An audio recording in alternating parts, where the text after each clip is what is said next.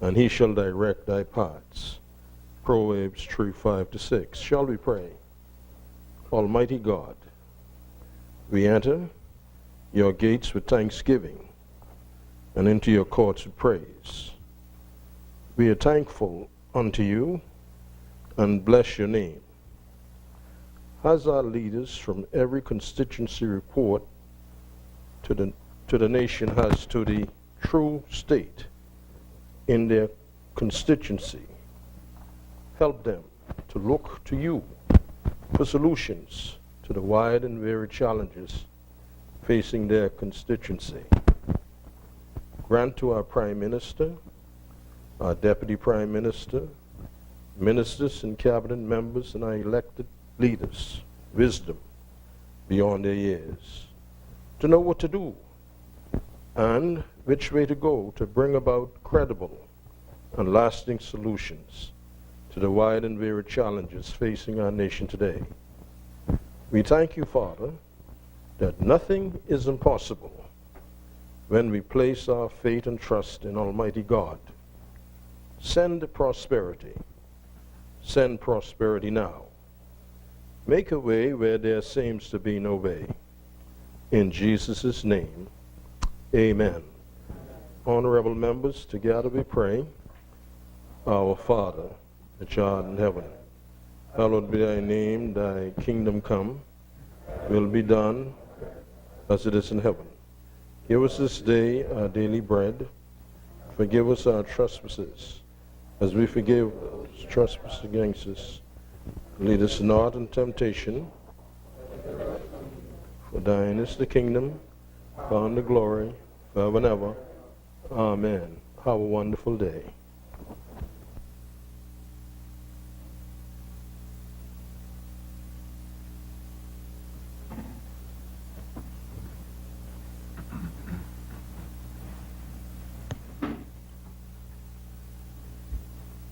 Good morning, honorable members.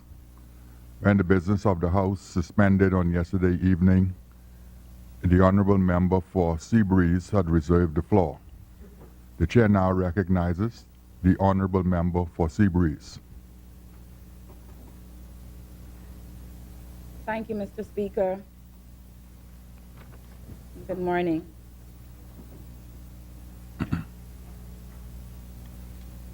Mr. Speaker,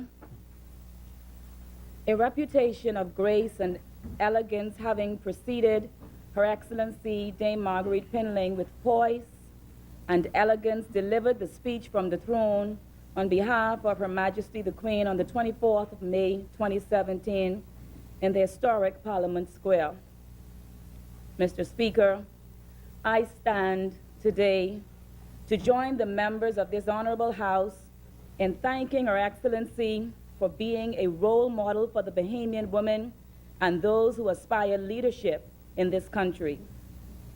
Dame Marguerite Pinling, as she was known and called for many years, in her own way, in the grace that God has given her, has made an indelible mark on our society and indeed epitomizes the diplomacy and decorum which becomes a noble people. For Her Excellency's labor of love in these presents and for the many years of Your Excellency's service and sacrifice, Mr. Speaker, I stand to thank Her Excellency. Mr. Speaker, I must admit that I thought Her Excellency's appointment as Governor General was perhaps among the few and far between good decisions that the former government made. And Mr. Speaker, Lord knows the remaining time was spent on too many teachable moments. Mr. Speaker, as an attorney, I would have learned that facts cannot be destroyed. It is a truth that can be proven. Her Excellency has proven, Mr. Speaker, the fact that her appointment was well deserved, not by token, but qualification in every sense of the word. Now, Mr. Speaker, as one Daniel Patrick Moynihan rightly said, thank you, rightly said, and I quote, "Everyone is entitled to his own opinion, but not his own facts, end quote. Mr. Speaker, as the Minister with responsibility for social services and urban development, I stand to deliver as a part of this contribution first-hand knowledge of the facts as they are and the truth as it is. Mr. Speaker, to God alone I give thanks for this opportunity to stand in this honorable place as representative for the wonderful people of Seabreeze. I am grateful to the constituents for reposing their trust in me, and it would be, Mr. Speaker, remiss of me not to publicly once again express my gratitude to the member for Kalani, my leader, the Honorable Prime Minister Hubert Minnis, a leader whom I have found to say what he means and mean what he says. As a young person, Mr. Speaker, coming up under a free national movement government, that's my era. I say the quote, I say what I mean, and I mean what I say, is the mantra or quote that in my era became synonymous with the first free national movement prime minister in the person of the Right Honorable Hubert Ingram. Mr. Speaker, during his lifetime, his legacy lives on through those he would have led.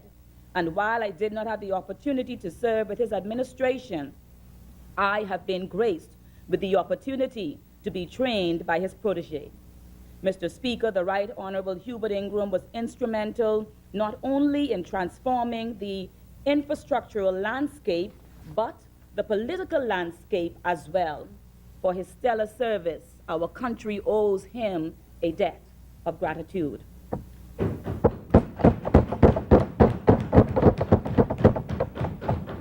Mr. Speaker, Seabreeze has been working from day one and continues to do so. From May 10th to now, the association has held its monthly meetings, and bi-monthly meetings are held for the general constituency. On the 27th September 2017, our first town meeting was held and a monthly newsletter published. Mr. Speaker, we are happy to report that we have secured a new constituency office on the outskirts of Seabreeze constituency on the main Prince Charles Drive. Mr. Speaker, from day one, we have not ceased to listen to the concerns of residents and worked to relieve their burden wherever and however possible. I constantly remind constituents, Mr. Speaker, I have been elected to serve, and to the best of my ability, indeed I will. Mr. Speaker, this government has entrusted me with responsibility for the Ministry of Social Services and Urban Development. Social development on the one end and physical revitalization of inner city spaces on the other end. Mr. Speaker, the Prime Minister has brilliantly caused there to be a marriage of the two services established to care for those in need. It is his idea, Mr. Speaker, to produce an holistic and effective approach to achieve substantive socio-economic development in the lives of the Bahamian people.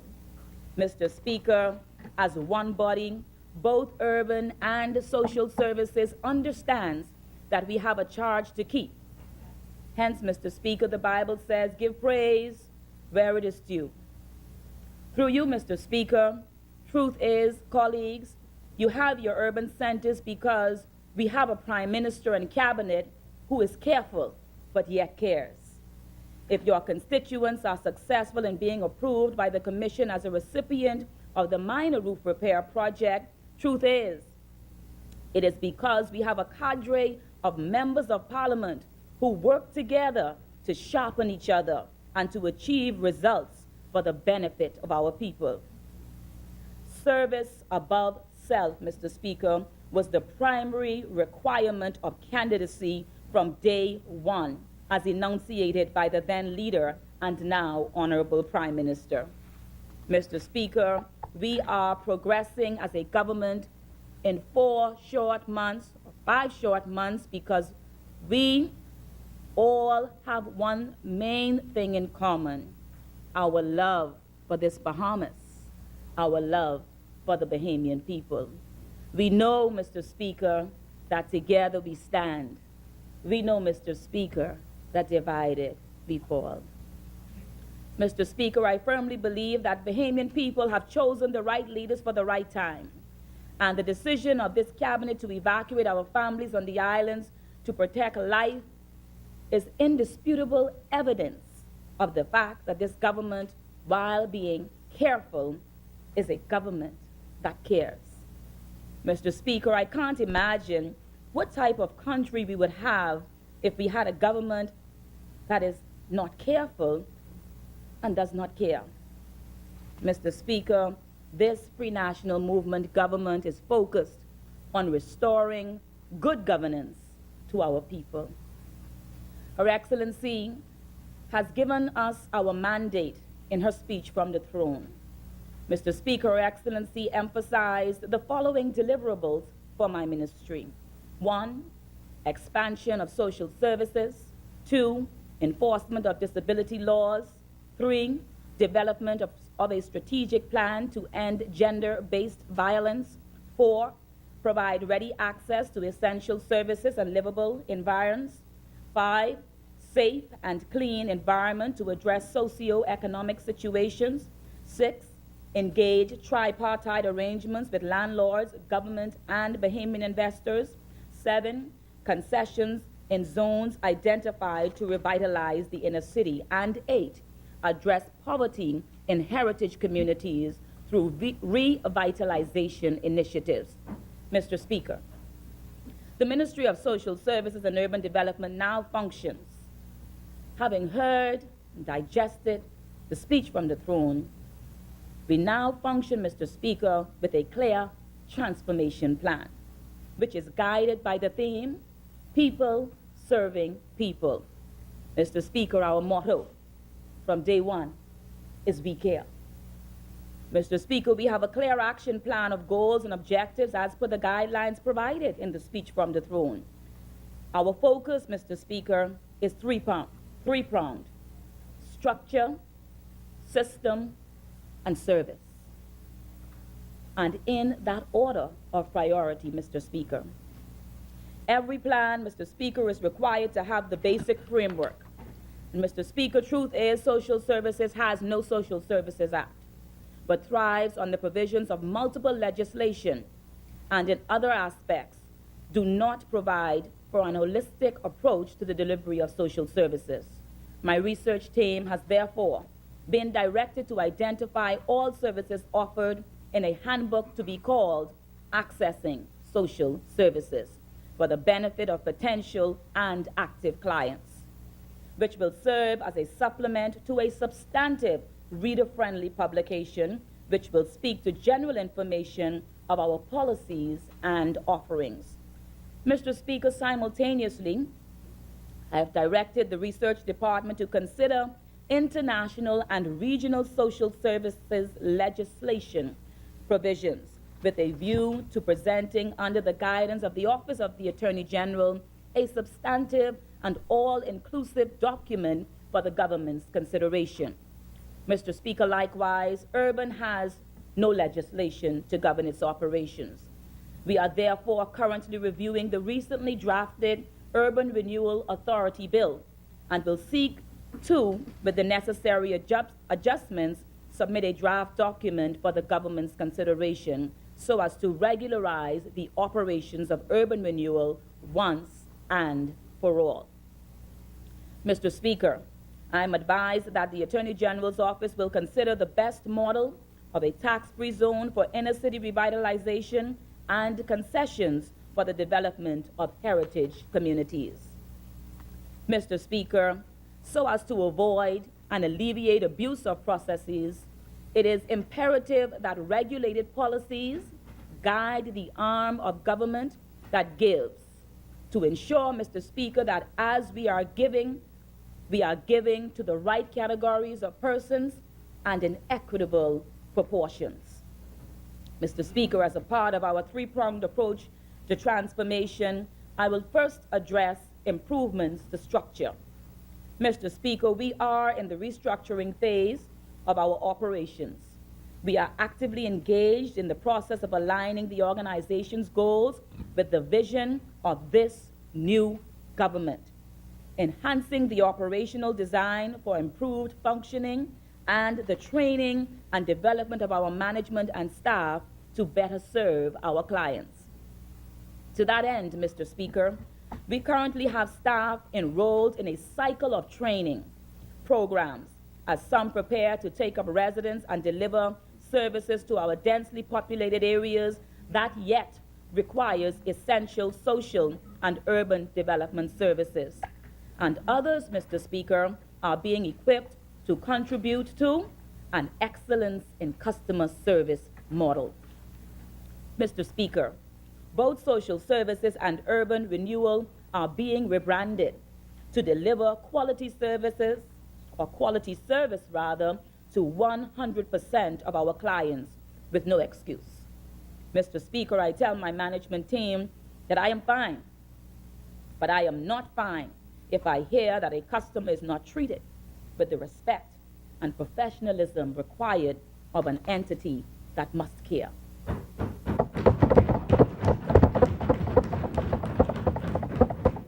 Mr. Speaker, there is little or no room for compromise as it relates to the delivering of quality service. We must show we care, and the client must know and feel it. Mr. Speaker, our overarching objective is to transform the landscape of social assistance and urban development.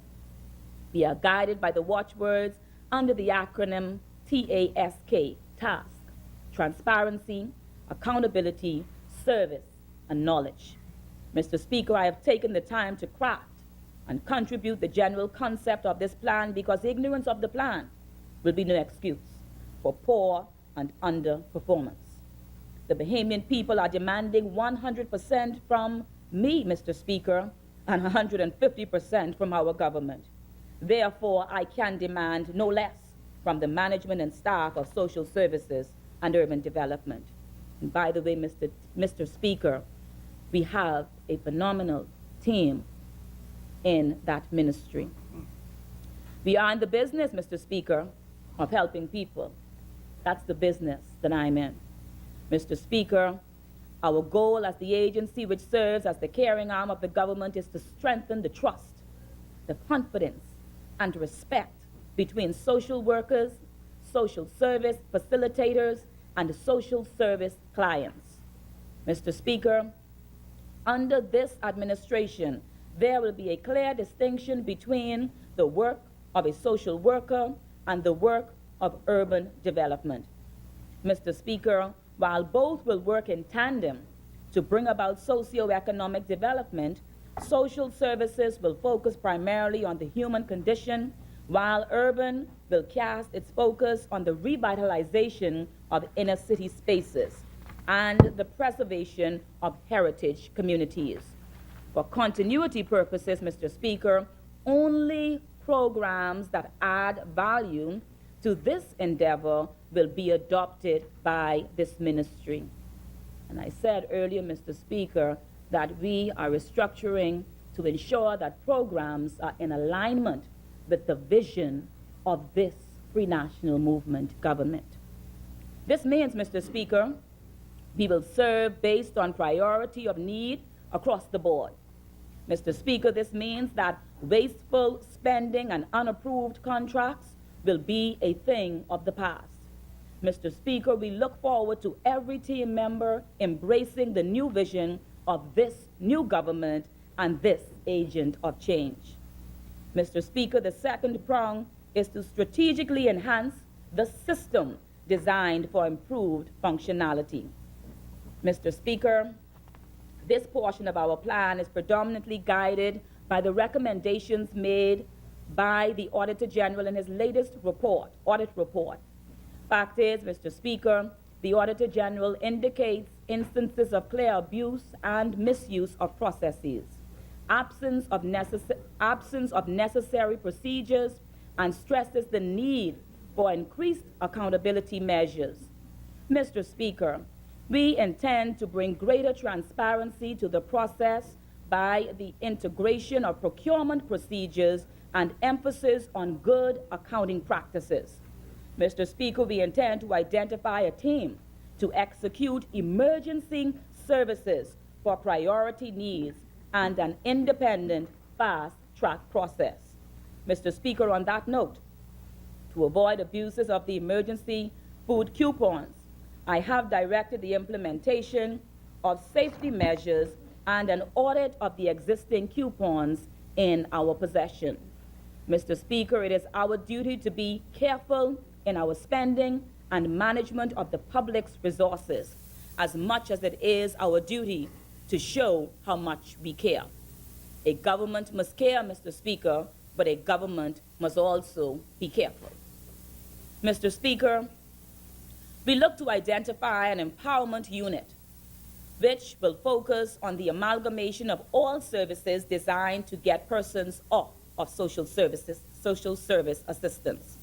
Hence, if an individual is employed through the work assistance program on a weekly basis, to give them the opportunity to acquire the basic skill sets to enter the public service or become employable otherwise, that individual must show that at intervals they are committed to acquiring the necessary skills. Mr. Speaker, I said before in this honorable place, God helps those who help themselves. Another empowerment initiative is the BTVI Assistance Program. Individuals who obtain grants, Mr. Speaker, moving forward must show that they successfully completed the program or course against which the investment was made before receiving any further assistance. Likewise, we intend to implement a policy that students in the LJM Maritime Academy demonstrate successful performance in the program before receiving further assistance. Indeed, persons receiving grants will not be given priority, Mr. Speaker, to receive other assistance, as we must cater to multiple persons in need. Mr. Speaker, a proper management information system will ensure that we track each client accurately and account accurately for services rendered to any particular individual at any particular time and on any particular island, to avoid the challenge we now have with double and triple dipping of assistance. Mr. Speaker, we also have the GED program, General Education Diploma Program, where we invest in individuals who, due to some misfortune, could not receive their high school diploma. To date, a number of persons are graduating the diploma, and in so doing, they increase their chances of employment. This increases business owner confidence in the prospective employee, Mr. Speaker, as he or she is likely to be viewed as a benefit rather than a burden. Mr. Speaker, our rehabilitative services will also be enhanced to include, in addition to our parenting classes, family budgeting to households, to assist households with managing their spending and prioritization of expenditure and savings. Mr. Speaker, persons receiving temporary rental assistance will be given a time frame to demonstrate what steps they have taken to better their situation, because at some point, Mr. Speaker, social services must be able to assist as many in need, as multiple individuals experience hard times, and we cannot shut our bowels of compassion for one over the other. Mr. Speaker, we intend to ensure, having regard to reasonable proportionment, that each island receives its fair share of social service and urban renewal assistances. Mr. Speaker, the third and final prong of the transformational plan is service. We're focused on productivity and performance. Under this component, Mr. Speaker, we intend to implement compliance operation measures to track the product and service from beginning to end, to ensure that each member of staff is operating in a compliance to excellence manner. Mr. Speaker, this performance measurement approach is not only necessary, but vital to the government in terms of determining the value and performance of non-revenue generating agencies like social services. Mr. Speaker, we must be able to measure performance by scorecard and place a figure on the value of the service. Otherwise, superficially, the agency may be viewed as more of a burden than a benefit. Our work in social service administration, Mr. Speaker, must be improved. Indeed, Mr. Speaker, there must be a clear separation in the roles of the center administrator from the social worker, with one person carrying out all functions. As the audit report has pointed out, it is a remedy for chaos. This makes room for unabated abuse and misuse of the system. Mr. Speaker, service must be prompt, professional, and pleasing to the client as far as possible in the confinements of what we have the power and resources to achieve. Mr. Speaker, once we can, my philosophy is we should. Bottom line. Mr. Speaker, our action plan includes existing and ongoing programs and projects designed to fulfill this government's mandate to transform the socio-economic development of our people. We will also review any services that overlap between urban and social services to ensure greater efficiency. Mr. Speaker, current programs include 1, preparatory after-school classes, which will be strategically designed to focus on GLAT, BJC, BGSC, community access, health.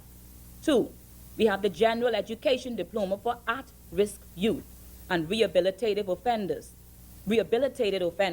who demonstrate a desire to better themselves and change their lives. 3, Mr. Speaker, we will amalgamate the community, band, and urban sports program under one program, the Urban Cadet Corps. 4, we will enhance the focus of the Senior Citizens Enrichment Program, where we provide the opportunity in a safe environment for retirees to pass on their skills and knowledge to children while keeping their minds occupied. Mr. Speaker, special projects will include 1, shelter assistance under the minor roof repair project that will conclude in December. 2, the Urban Clean and Green Initiative, where we clean spaces in the urban areas and ensure families have access to proper spaces to enjoy their community. 3, the Review, Revise, and Rejuvenation Project, which will allow us to evaluate and either enhance and or eliminate programs and projects to ensure we have an urban renewal product conducive to 21st century urban city planning, management, and design. Mr. Speaker, as I began my descent of this contribution, I can't help but recalling a most remarkable event on Wednesday past.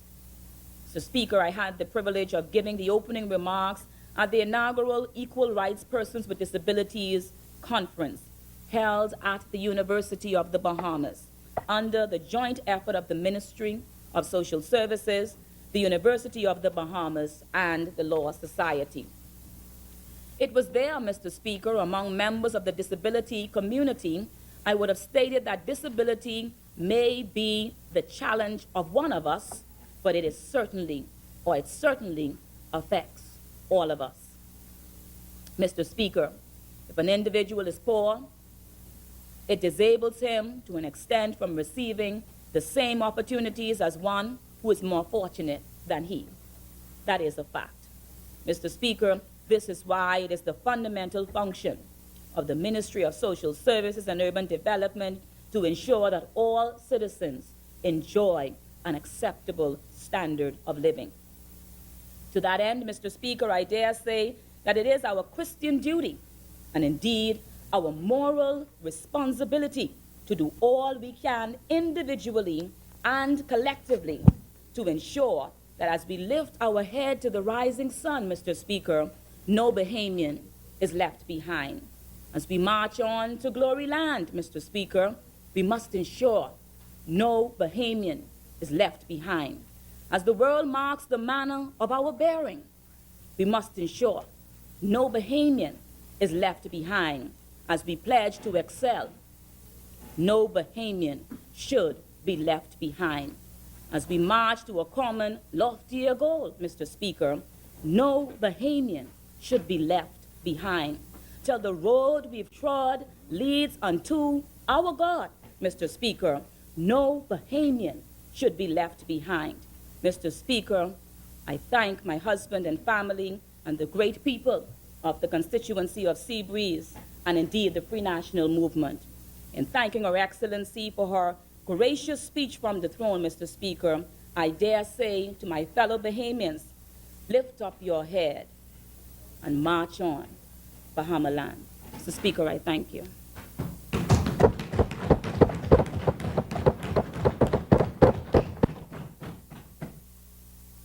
As many?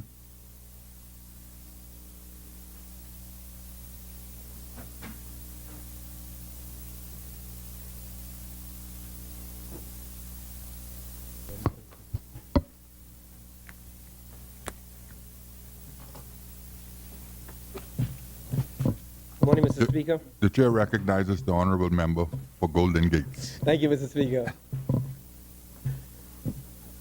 Mr. Speaker, I rise on behalf of the wonderful and good people and residents of the great constituency of Golden Gates. It is indeed and truly an honor and a privilege to represent them in this honorable House of Assembly. Mr. Speaker, I give thanks to God for his many blessings on this, our native land, and for enabling me to be in this place. Mr. Speaker, I support the resolution thanking Her Excellency, Dame Marguerite Pinlan, Governor General of the Commonwealth of the Bahamas, for her most gracious, eloquent, and exemplary delivered speech. I also thank Her Excellency for so graciously presiding over the opening of another term of this ancient parliament. Mr. Speaker, these rituals and ceremonies speak to our rich legacy of parliamentary democracy. They constitute an invaluable part of a political culture shared with many sister nations of the Caribbean and indeed the Commonwealth of Nations. Mr. Speaker, let me say at the outset that I fully support the position the Honorable Prime Minister, Dr. Hubert Minnis, and the Cabinet of the Bahamas in their decision to give aid and comfort to the children of Dominica.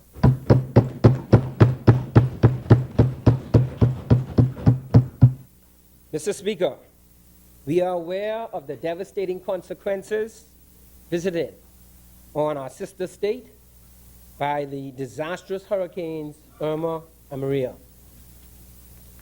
Mr. Speaker, I thank the Prime Minister for his eloquent, detailed, and indeed heart-wrenching account of the devastation the people of Dominica experienced and continue to endure to this day. Others have spoken ably about our duty, not only as good CARICOM neighbors, but as Christians also. Mr. Speaker, I should only like to add that recognition and action are needed because, as St. James writes at chapter 2, verse 14, what does it profit, my brethren, if someone says he has faith but does not have works? And at verse 26, Mr. Speaker, so without works is also there. Faith is also there. Mr. Speaker, believers walk a journey of faith every day, challenged along the way by our human frailties, being reminded always that faith is the wellspring of charity and the source of hope. Mr. Speaker, as I reflect on that scripture, it reminds me back in the day when I attended St. Thomas More Primary School. Almost every assembly we held in what is now the parking lot, we would almost every day sing the song. Now, I'm not going to sing it. You know, I recall being in church some years ago, and my aunt Nin I was sitting right behind her singing, and she said, you know, Michael, I appreciate, you know, you have, you know, it said, you know, it says to sing with a joyous noise and all that, but you know. And I was at a funeral leading up to the election at a Holy Family Catholic Church, and a constituent was seated in front of me. And little did I know it was a constituent at the time. It was leading up to the election. And when we did the sign of peace, the constituent came over, we did the sign of peace and said, you know, Mr. Folks, you know, you might very well win Golden Gates, but please, ease up on the singing. So I'm not going to sing the song, but we will all know the song. It says, they will know we are Christians by our love, by our love. Yes, they will know we are Christians by our love. Mr. Speaker, I fully understand and appreciate, as has been said, the need for details regarding our intended assistance. But that need, Mr. Speaker, should not in any form or fashion diminish our resolve as a people and a nation to assist the children of Dominica. Mr. Speaker, let us not forget that it is always one thing to lose material possessions or conveniences that we take for granted, such as running water or electrical supply. But it is entirely another matter to lose lives. In terms of population, Dominica is very small, just 75,000 souls. That is less than 1/5 of our population, and they lost 15 lives, and that is tragic. Yes, Mr. Speaker, we are indeed fortunate and blessed that while Ragged Island was devastated and Salina Point experienced considerable damage, there was not a single loss of life. Not one. Not one, Mr. Speaker. Mr. Speaker, it is my fervent hope and prayer that our faith, as expressed by our actions towards the children of Dominica, will cause us, as all Bahamians, to renew our spirit of charity and love towards one another. And just perhaps, Mr. Speaker, we might be more sensitive to the needs of those who live within our own borders, on our own island, in our own neighborhoods, or perhaps even in our own homes. Mr. Speaker, I suggest that the government consider creating a Bahamas Commission on Hurricane Relief or a similar organization, and as a subset thereof, regional hurricane relief, to encourage persons, companies, and organizations to give year-round and to raise money through charitable and other events. Mr. Speaker, I believe it is critical to establish such an organization since we live in the hurricane belt.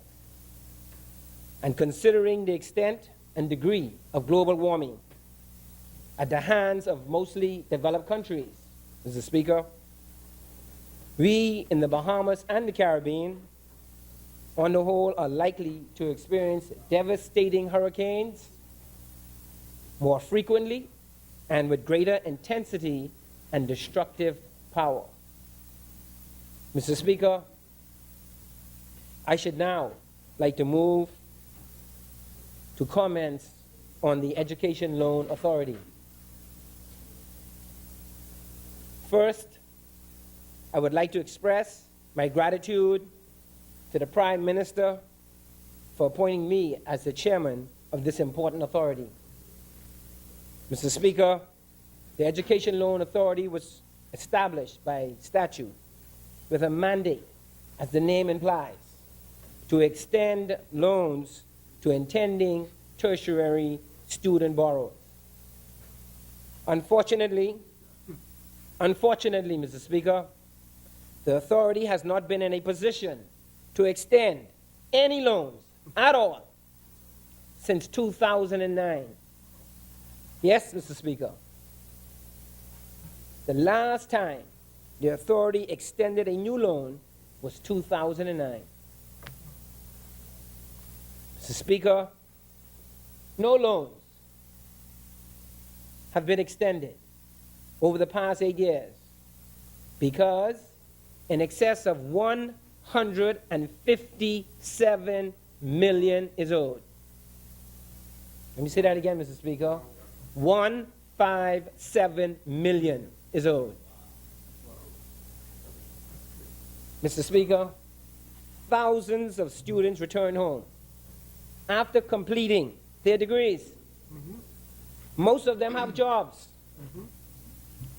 Some good jobs, and some well-paying jobs, Mr. Speaker, but have not paid their loans. Or worse, Mr. Speaker, not even made an attempt to do so.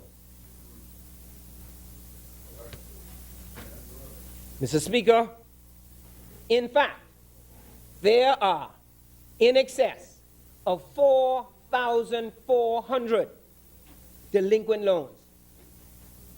And of this group, the vast majority of the students are right here at home, working. But, Mr. Speaker, they are not paying these loans. Mr. Speaker, it might be hard to believe, but we have brothers and sisters among us who obtain loans as much as $99,000 and never paid one single solitary or made one single solitary payment over many years. Never. And got almost $100,000 from the government of the Bahamas. They signed for the money. Their guarantors or co-applicants also signed. They received the money, and they never looked back. Mr. Speaker, they should have looked back.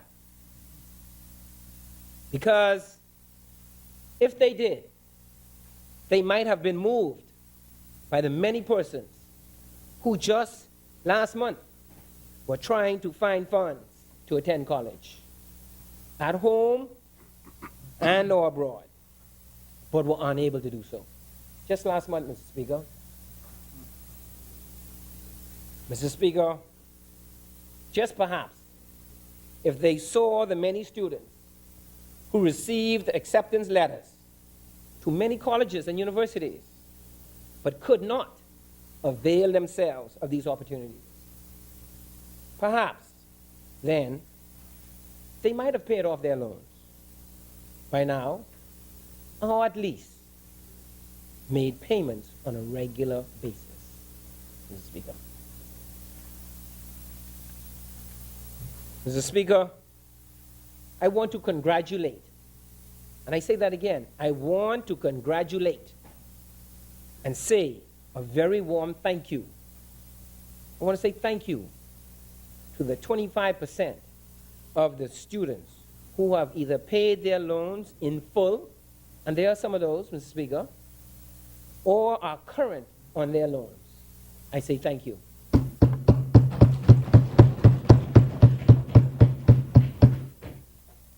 They are meeting their commitment, Mr. Speaker, and making it possible when others join them to enable the authority to recommence loans to deserving students seeking a tertiary education, just as they did. And God willing, it won't be long, Mr. Speaker. Mr. Speaker, it follows then that there is a whopping and unacceptable 75% who have not paid their loans and are absolutely making no effort to do so. 75% of the borrowers, Mr. Speaker, making absolutely no effort. Mr. Speaker, the authority has an incentive program in place which ends February 2018 to assist those students who recognize the need to either pay off their loans, which we encourage, or at least regularize them. That program is now in place until February 2018. We encourage you to come in and take advantage of it. Mr. Speaker, the Board of the Education Loan Authority met recently, and it is thoroughly and fully committed to availing itself of every legal avenue at its disposal to ensure, as best it can, that all of the loans are repaid. Mr. Speaker, furthermore, the board has determined, consistent with the Minister of Education, Jeffrey Lloyd's earlier comments on the matter, to continue whenever and wherever possible, to commence legal actions in the Supreme Court against borrowers and their guarantors. In fact, the authority has already commenced legal actions. Mr. Speaker, through the efforts I have outlined, the board, for the benefit of so many students seeking a tertiary education, intends to commence extending loans in the not too distant future. Mr. Speaker, finally, as to the Education Loan Authority, I urge all persons who are not paying their loans and their guarantors and co-applicants to contact the authority at 323-6322. Let me say it again. Please contact us at 323-6322, or visit the authority at 97 Collins Avenue so that an arrangement can be made. Mr. Speaker, I now move to matters concerning the great constituency of Golden Gates. Mr. Speaker, since the general Honorable elections... member, just before you do, I have a circumstance that I have to deal with.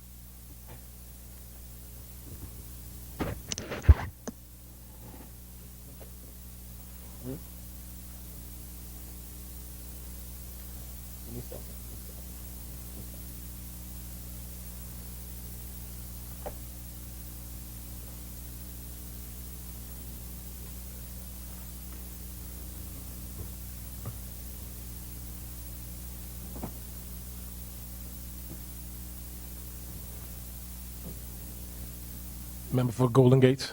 Thank you, Mr. Deputy Speaker. Mr. Deputy Speaker, since the general elections in May of this year, we have done many things. Our constituency office has been relocated from 50 St. Vincent Road to 33 Antigua Street, which is off Carmichael Road, the same street as Golden Gates World Outreach Ministries, that's pastored by Bishop Ross Davis. The telephone number remains the same, 361-4363, Mr. Deputy. The hours of operation are Monday to Friday, 9 a.m. to 5 p.m., and I plan to continue to be there most evenings when possible, but certainly Thursday evenings, Mr. Deputy.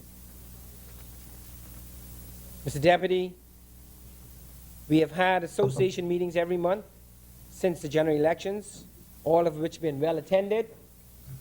Our constituents are excited and engaging and committed to making a difference in the community.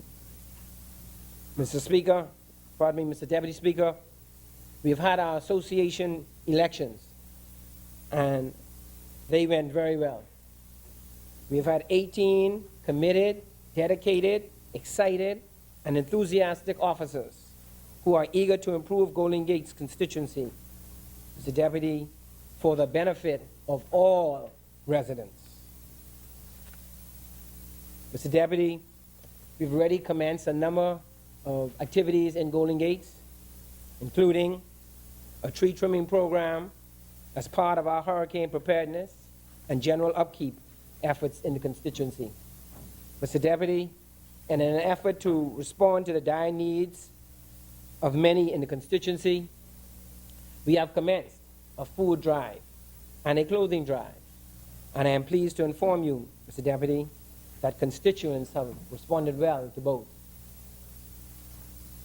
Mr. Deputy, having regard to the need for improved security in homes, we have negotiated a very advantageous agreement for our residents with a local security alarm company, and many residents have expressed interest in the alarm system.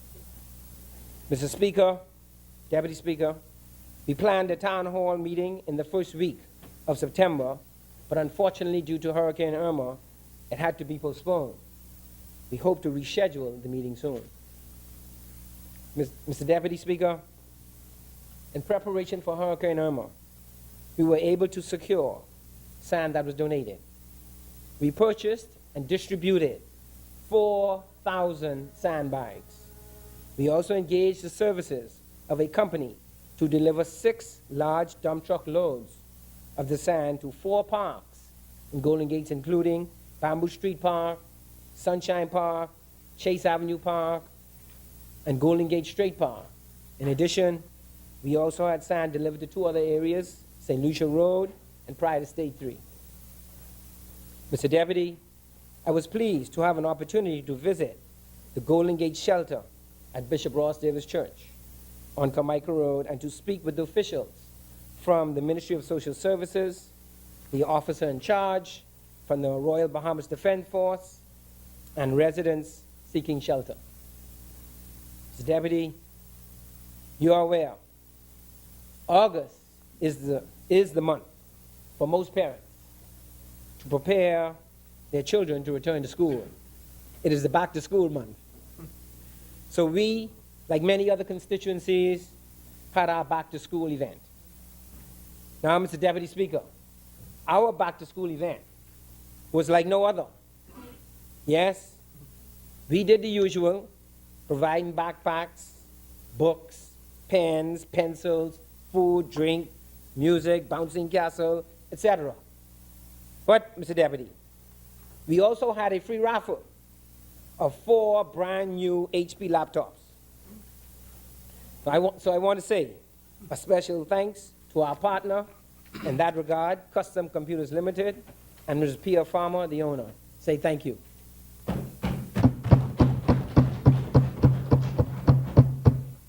Mr. Deputy, Monday the 4th of September 2017 was truly a special day. It was the first day of the new school year. It was a wonderful experience to visit S.C. McPherson Junior High School, now in Golden Gates. And by the way, my alma mater. In fact, I recall back in the day spending lunch periods, in what was then a pine forest at the rear of the school. It was always fun to be there at S.C. McPherson. Mr. Deputy, Mr. Deputy, I would be seriously remiss if I did not also mention that it was good to be with my colleague, Minister Brenzol Roll, the member for Garden Hills, at the school where we both, along with Principal Ms. Annette Farquharson, greeted many parents, teachers, staff, and most of all, the bright-eyed 7th grade students, wearing their smart-looking uniforms and backpacks arriving at the school for the first time. It was truly a warm and special feeling being a part of the students' first day in junior high school. Oh, and did I mention my alma mater? Mr. Deputy, That day, I also had the wonderful opportunity to visit what was known as Carmichael Primary School, now known as Sybil Strawn Primary School. Again, I had an opportunity to meet the principal, Mr. Ricardo Roll, vice principal, Ms. Glendina Mills, other staff, teachers, parents, and most of all, the students. Mr. Speaker, sadly, we have had 2 home fires in Golden Gate. The Joffa family lost their home entirely and practically all of their belongings in the fire. They are making every effort to rebuild their home. We hope and we pray it will not be long, through the help of others, that they are once again in their home. Mr. Speaker, the Allens family did not lose the house, but it was severely damaged, and they lost most of their belongings. The Allens, too, are making every effort to make the necessary repairs so that they can return home. It is also our prayer and hope that they, too, will be in their home soon. Mr. Deputy Speaker, we have a number of events planned through the end of the year, namely a basketball invitational tournament and a family fun day in November, when all polling divisions will compete against one another in 3 age categories, including women and girls.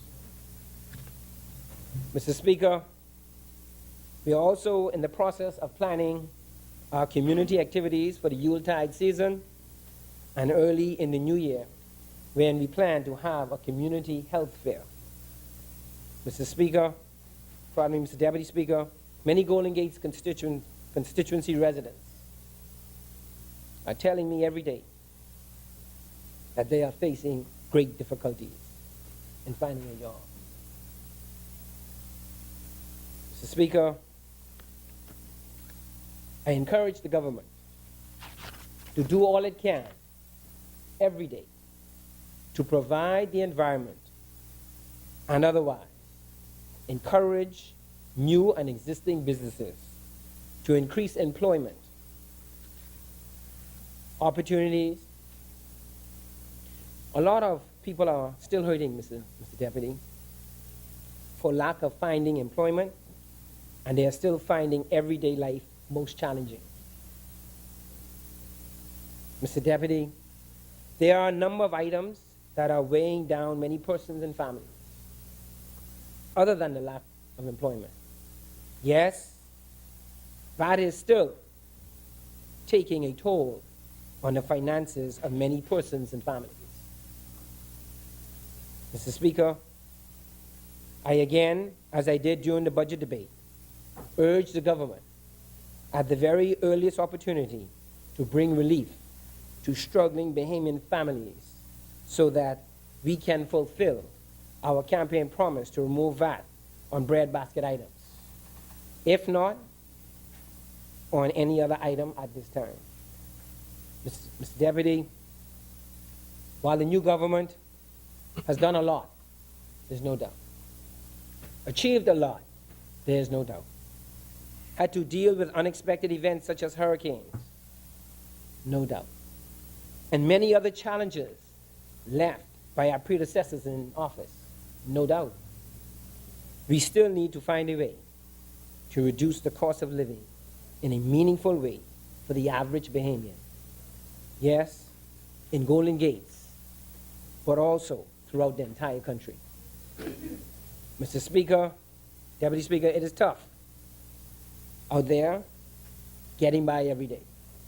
It is tough. It is difficult.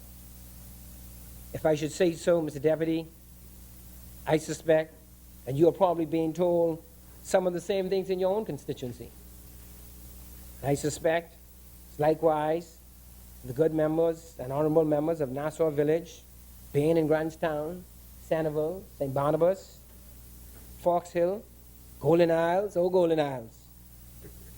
Family Islands, constituencies, just to name a few, are hearing and feeling the pain of so many of our brothers and sisters.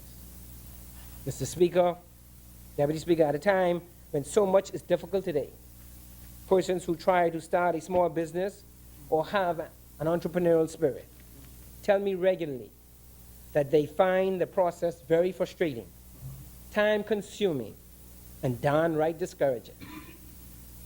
Mr. Deputy, I'm aware,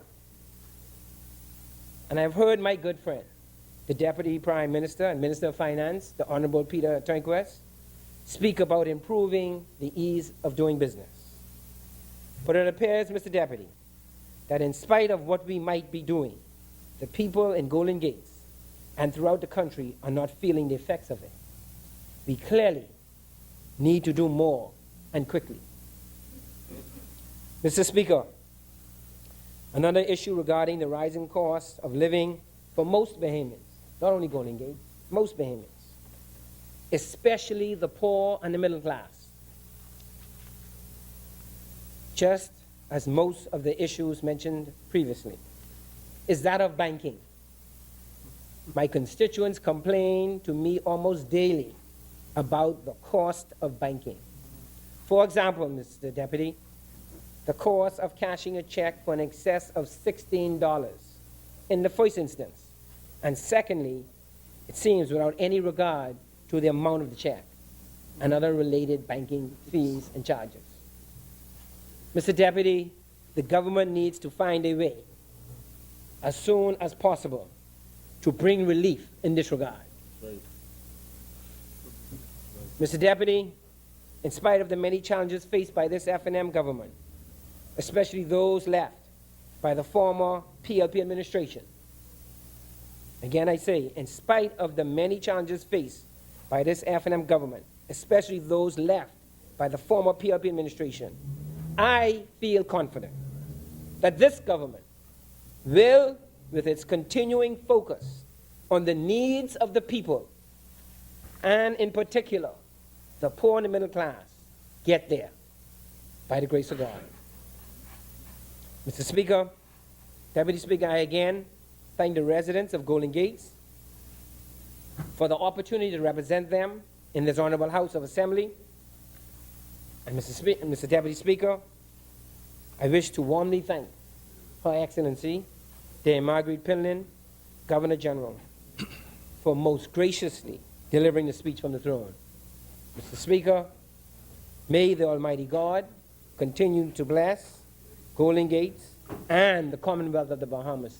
Thank you, sir.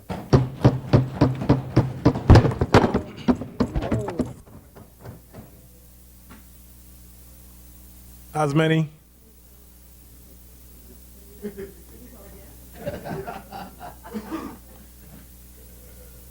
The chair recognizes the member for Cat Island, Rumkey, and San Salvador.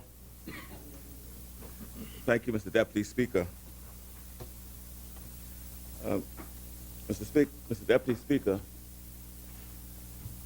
I rise on behalf of the faithful and hard-working people of Cat Island, Rumkey, and San Salvador, islands to which I have strong familial ties and long-standing professional and social associations. I remain ever grateful to Almighty God for this privilege to stand here. Mr. Deputy Speaker, I am in fact, having served in this place since January of 1992, except for a period of 97 to 2002. I think that makes me the eldest statesman in this honorable house. And for that I say, to God be the glory. Before I proceed to the substance of my contribution, permit me to lament the atrocity that took place on Cat Island over the past weekend. Mr. Deputy Speaker, as I prepared for Sunday worship, I got the news that police had discovered the lifeless body of one of our American citizens, American residents, Janice Mildred Kissinger, in bushes in North Cat Island. Unfortunately, she has now become just a number to some. murder victim 107. How tragic. Today, I give condolences to her family and all of those who loved her. This incident has shaken Cat Island to its core. Ms. Kessinger was well known and well loved, particularly among the young children to whom she extended so many acts of benevolence. I'm grateful to the police on Cat Island who took her disappearance very seriously and acted accordingly. I'm also so grateful to their counterparts, the search team made up of Cat Islanders who have acted likewise at the gruesome discovery. Cat Island will memorialize Ms. Kessinger in the coming days. To die violently at an age is a grim, at any age, is a grim consequence. But at 74, one expects that natural causes will be the likely demise. Yet, this is where we are today. May her soul rest in peace, and may those who have loved her find comfort. Mr. Deputy Speaker, this death is a symptom of a deeply rooted scourge on the Bahamas. In this place and otherwise, I have said that crime is not just an important issue. Crime is the most important issue facing the Bahamas. A government's first responsibility is to protect its citizens, and we are traversing the most violent years in our nation's history. Keeping people safe is not a small thing. On the contrary, it is everything. If our homes and streets are not safe, we cannot do great things as a nation. We cannot look to a prosperous future. We must win the war against violence. The alternative is unimaginable. I'll speak more to this issue further in my presentation, but for now, I needed to register this as a priority. Mr. Speaker, Albert Schweitzer, a French-German theologian, gave us these words. He said, "At times, our own light goes out and is rekindled by a spark from another person. Each of us has cause to think with deep gratitude of those who have lighted the flame within us." As I think on these words, I too recall the light that Her Excellency carries. Even though it was 4 months ago, I can see her now on the dais, delivering Her Majesty's speech with invariable grace, impeccably clear articulation, and meted authority. I'm very grateful to Her Excellency as she executes her duties with such impartiality. She has kind words for everyone, not empty words. I will take the liberty and say that her actions have garnered the respect of this honorable House and its members. I thank her not only for the speech, but for her years of dedicated public service. Mr. Deputy Speaker, while the Governor General made a remarkable delivery of the government's legislative agenda, I believe that we are only now thanking Her Excellency because the governing side thinks that we have short memories. They would wish us not to remember to say that the speech was a clear acknowledgement of the transformative foundation already constructed by the Progressive Liberal Party government. And so, I was encouraged to hear that the government has embraced the essential job-related skills training and specialized programs for youth and unemployment that we set in motion. I was equally encouraged to note that we have laid the foundation for wider access to justice. We created the Public Defender's Office and the statutory ability to appoint more judges. We also reduced the time it takes for cases to come to trial. We set the path for customs and treasury reform, modernizing the administration of the public finances. We implemented the primary phase of national health insurance as important components of this government's policy foundation. I can go on and on about it, but it would be too much. For clarity, though, I'll say that this side will support any policy which protects the poor and the vulnerable, and those in which the national interests are protected and promoted. We will not oppose. We will not oppose for opposing's sake. My brows raised, and I smiled when I saw yesterday's headliner for the National Review. It read, "Spy Bill Hypocrisy. FNM introduces in-house what it railed against in opposition." Mr. Deputy Speaker, mark my words. The people of the Bahamas have only just begun to witness the extent of this government's hypocrisy. We sounded the alarm long ago, but sometimes, as my dear grandmother used to say, sometimes you gotta let people buck their own toe. East Grand Bahama knows how buck toe feels. The entire Bahamas felt the backlash wielded by Moody's in response to his budget communication. Even the International Ratings Agency responded to the doom and gloom. Mr. Speaker, members will recall that when I made my contribution to the budget debate, I warned the side opposite that the communication should have avoided the language that was inordinately laden with political mischief, grandstanding, and disingenuous posturing. It sought to demonize everything that transpired during our term in office and frankly painted a sad picture for the Bahamas. Moody's responded on the 6th of July in very concise terms.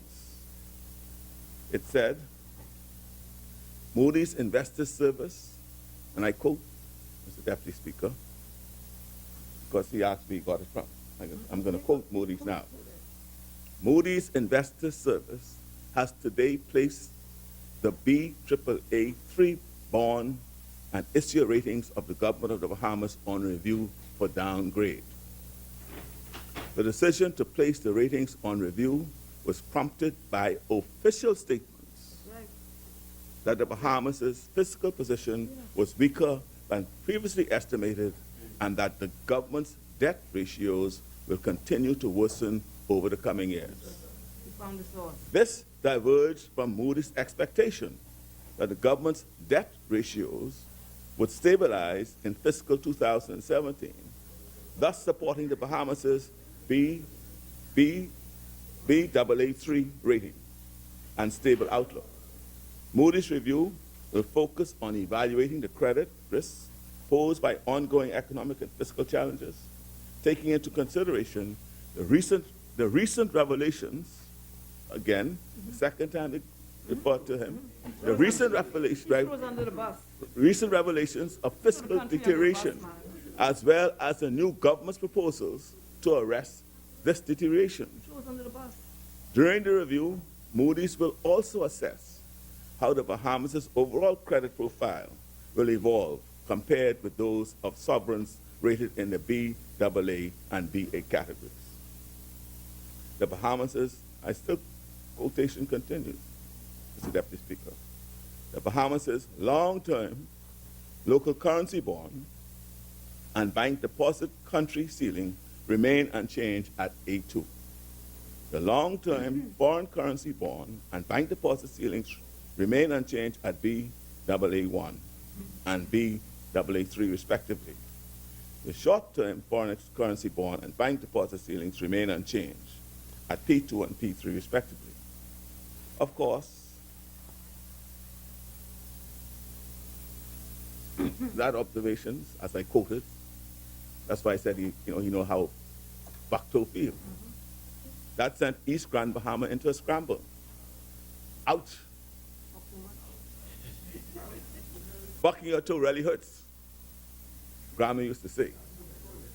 What you give to the world, you can't easily take back. I will not mind a fly on the wall report of what happened to cause Moody to allow Bahamians to breathe a literal sigh of relief. We know the story. New York, August 25, 2017. Moody's Investor Services has today confirmed the BAA 3 bond and issue ratings of the government of Bahamas and changed the outlook to negative. The ratings actions conclude a review for downgrade that commenced on July 6, 2017. Huh? No, thank you. Moody's confirmation.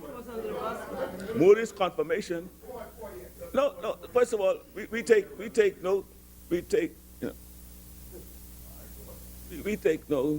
happiness in any downgrade. We want to be upgraded. We want to maintain our grade. I'm just demonstrating to you that you all need to get off the campaign trail, because loose lips could sink ships, and your lips were very loose during the budget communication. And I'm now discussing what has happened since then. Okay, from the speech from the throne to now. I'm just bringing it to attention. If you want to take credit for anything, well, fine. Right? So Moody's confirmation of the BAA3 rating is driven by the following drivers: prospects for debt stabilization supported by the government's fiscal consolidation program. The Bahamas' credit metrics remain in line with BAA3 peers, with GDP revisions supporting an improvement in quantitative metrics. Despite higher government borrowing needs, government liquidity remains contained. Government liquidity risk remains contained. The negative outlook reflects potential downside risks to the fiscal consolidation process posed by the weaker than expected growth, exposure to climate-related shocks in the form of hurricanes, and implementation of risk-associated measures to rein in expenditure growth and enhance revenues. And I will not quote the rest of the statement. Mr. Speaker, we welcome that the conclusions of Moody's, because at least what is the message that we ought to have got from it, that we have to be careful in how we speak down in the economy, because it does have consequences. Mr. Speaker, Mr. Speaker, I speak the truth, and I demonstrated during my budget debate that truth was not being told. But what you were doing, in fact, you were still on the campaign trail. Mr. Speaker, it is becoming very clear, Mr. Deputy Speaker, it's becoming very clear and plainly obvious to me that this FDM government has no plan and no vision for this country's future. None. This is both unfortunate and unacceptable. Surely, by now, 217 days later, we have lost opportunities to bring more bills to this place. Our primary purpose in this place is the passage of laws for good governance. Apart from money bills, we have only introduced a bill that expands the powers of the Office of the Director of Public Prosecutions, and another bill that the side opposite labeled the spy bill. When we tabled it in February of this year, that's what they call it, the spy bill. And then the bill for the National International Agency to establish that in a statutory form. Mr. Speaker, ironically, the very person who called on all right-thinking and concerned Bahamians to march in opposition to the spy bill is the very member to table that which was so despised. I take the liberty here to manipulate some words that my former. Well, I was asked, Mr. Deputy Speaker, I was asked whether it was the same bill. I've looked at it. That's a good question. I've looked at it, but I'm advised, or I heard that ain't the bill you all want to pass anyhow, that it's only laid for consultation. So I will not respond to that. I will not respond to that. I will not respond to that. I will send it out for consultation. I will give my advice on what I've seen. No. Mr. Speaker, see, if I could say something different.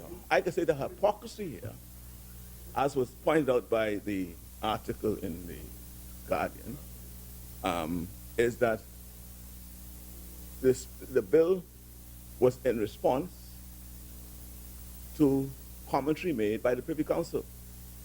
The bill that we had presented was in response to observations made by the highest court of this land, the Privy Council. This bill that has been laid does not respond to that. But that's why I didn't want to get into whether it was the same or not. Because there's a purpose. The bill was introduced because of observations and recommendations made by the Privy Council. And the bill that was laid by us, labeled spy bill by them, was consonant with those recommendations. The bill that I've just had a cursory look at since being laid does not appear on the face of it to be responding to the observations and recommendations made by So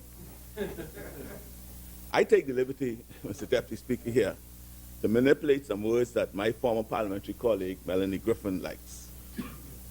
They are based in Scripture and says that a double-minded man is unstable on all his ways. This very aptly describes the new leadership of the FNM. They have not changed. Hypocrisy is the order of the day. And I'll add another word, hypocrisy and victimization. And I think God help us all. Let me show you, Mr. Deputy Speaker, the extent of hypocrisy. And I go back to it, and I'll discuss it very briefly. And I'll go back to what they call the spy bill. We propose for the interception of the communication bill, and this is where it differs. They're not the same, right? And a major difference, right? We propose for the interception of the communication bill to entrust the power to approve selective monitoring to the judiciary, a separate and equal branch of government. This was part of the recommendation coming from the Privy Council. And if you were to benchmark any such bills, you'd recognize that the ultimate decision to do so vests in the judiciary. And we are probably the only country that, if the bill passed as it is, will have the distinction, which I'll point out later on. It is confounding that the bill now proposes that this power should continue to reside with politicians. Shame. But that's how you'll operate it.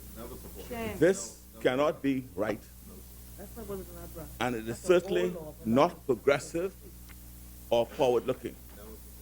In its current form, it must be rejected, and I suspect it will be rejected by right-thinking, freedom-loving Bahamians as a rank, arrogant invasion of privacy. And that's why it was so ironic that the very person that led to call for a march against the bill, because he was concerned about this power being vested in politicians, presents and lays a bill that still contains the same provisions. Point. As a rank and arrogant invasion of privacy. In its form, what's the point about it? The chair recognizes the member for Yamakwa. My point of order is based on Rule 37, 33, 3. 17, imputation of improper motive or personal reflections on a member.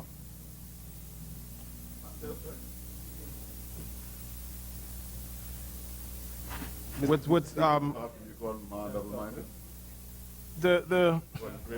Yamakwa, Yamakwa, the member, Yamakwa, the chair isn't going to agree with that. He's going to allow South Cat Island to maintain. I don't see the With the facts, thank you, objection. Thank you, Mr. Deputy Speaker. I'm saying, in its current form,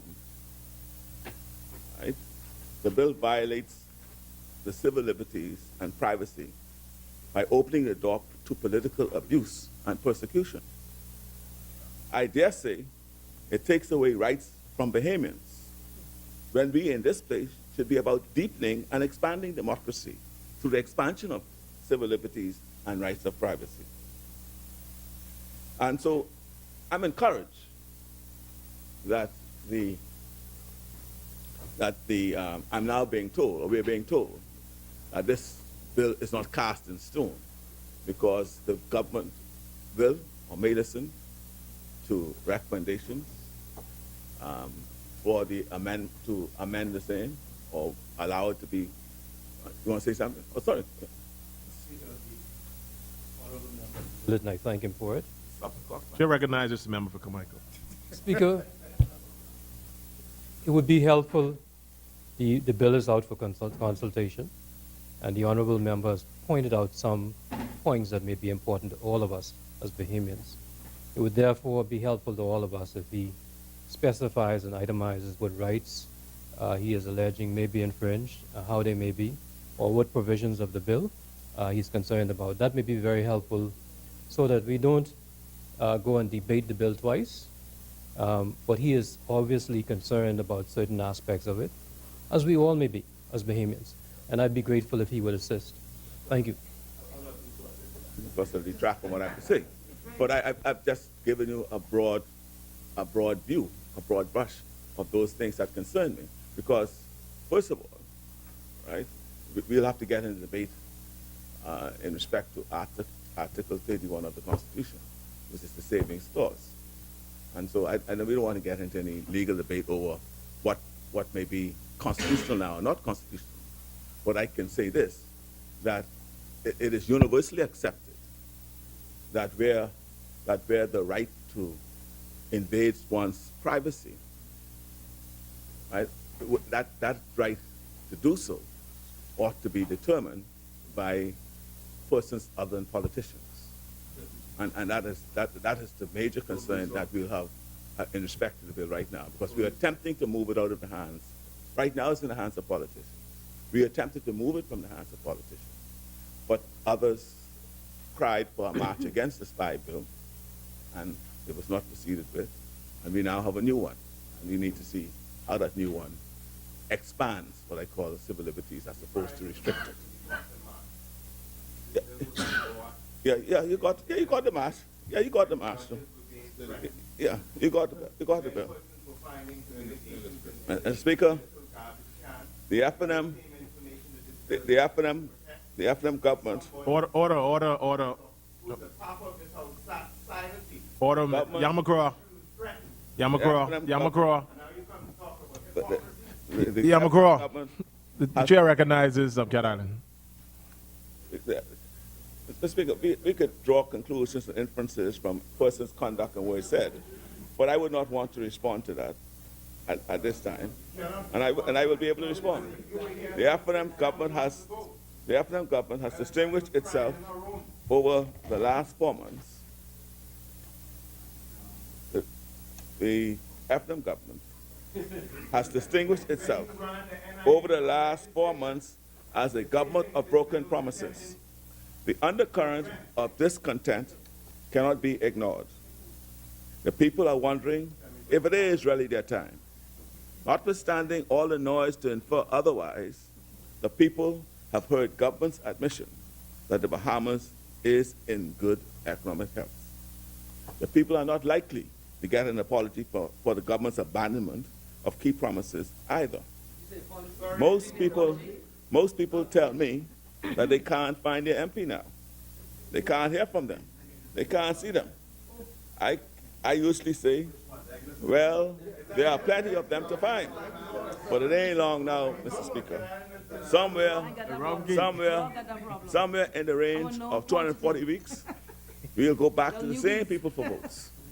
Let them keep ducking and dodging and skirting around promises.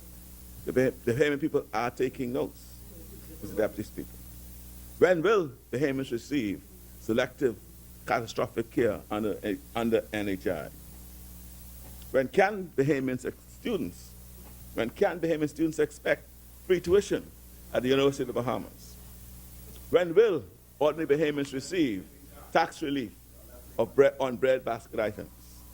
When can Bahamians expect the program that would lead to unified busing system? Mr. Speaker, hypocrisy and victimization, these are the hallmarks of this administration. Learn from the best. We added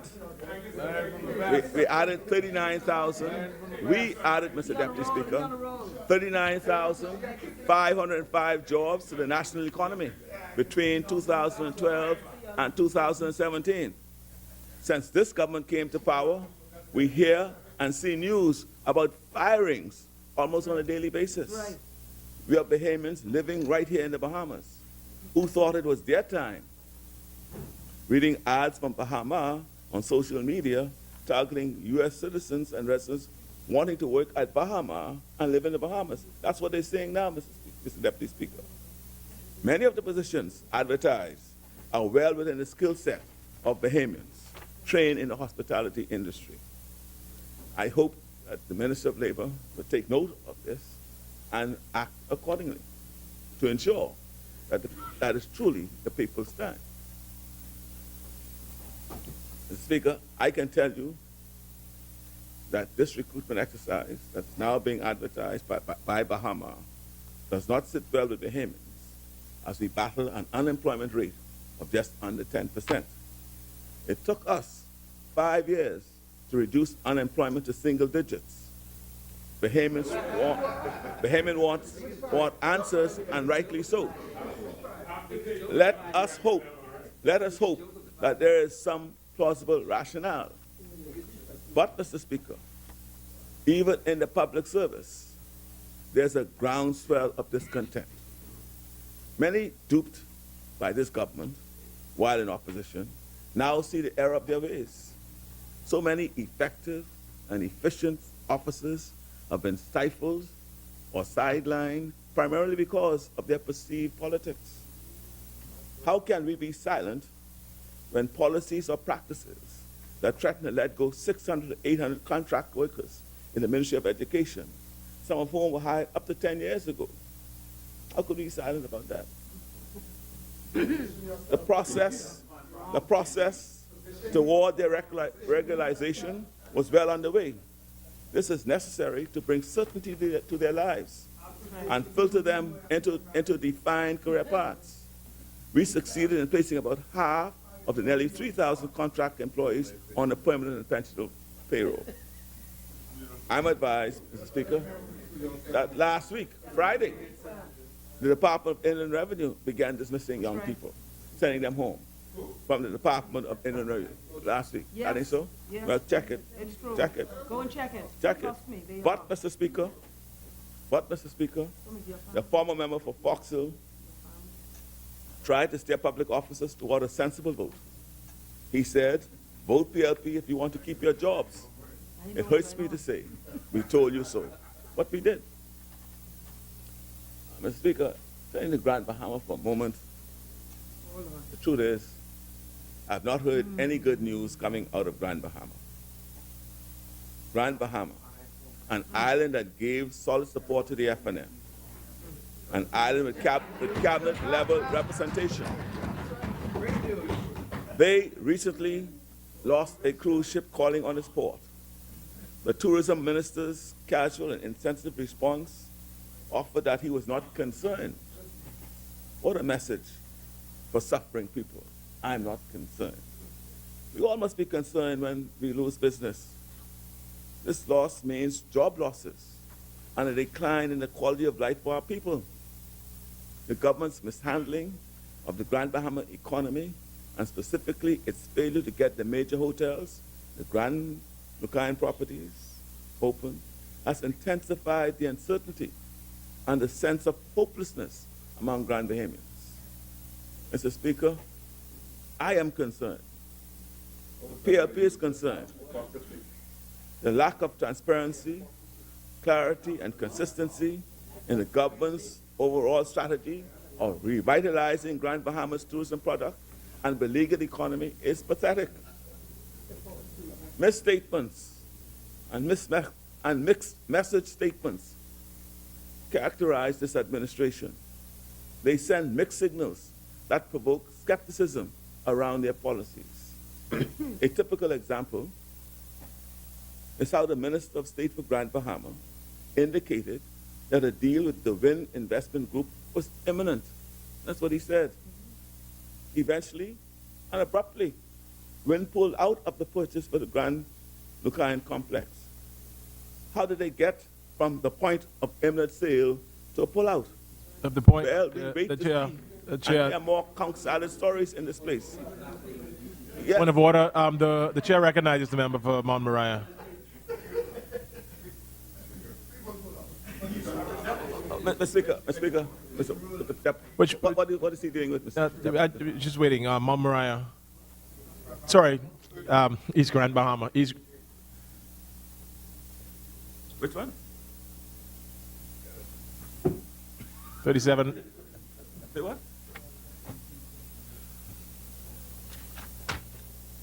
Yes. 37. What? 3317. Yes. Okay.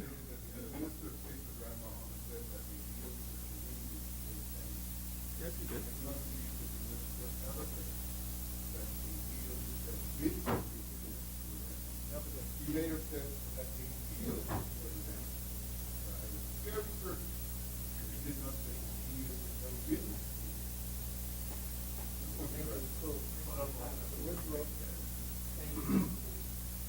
Cat Island.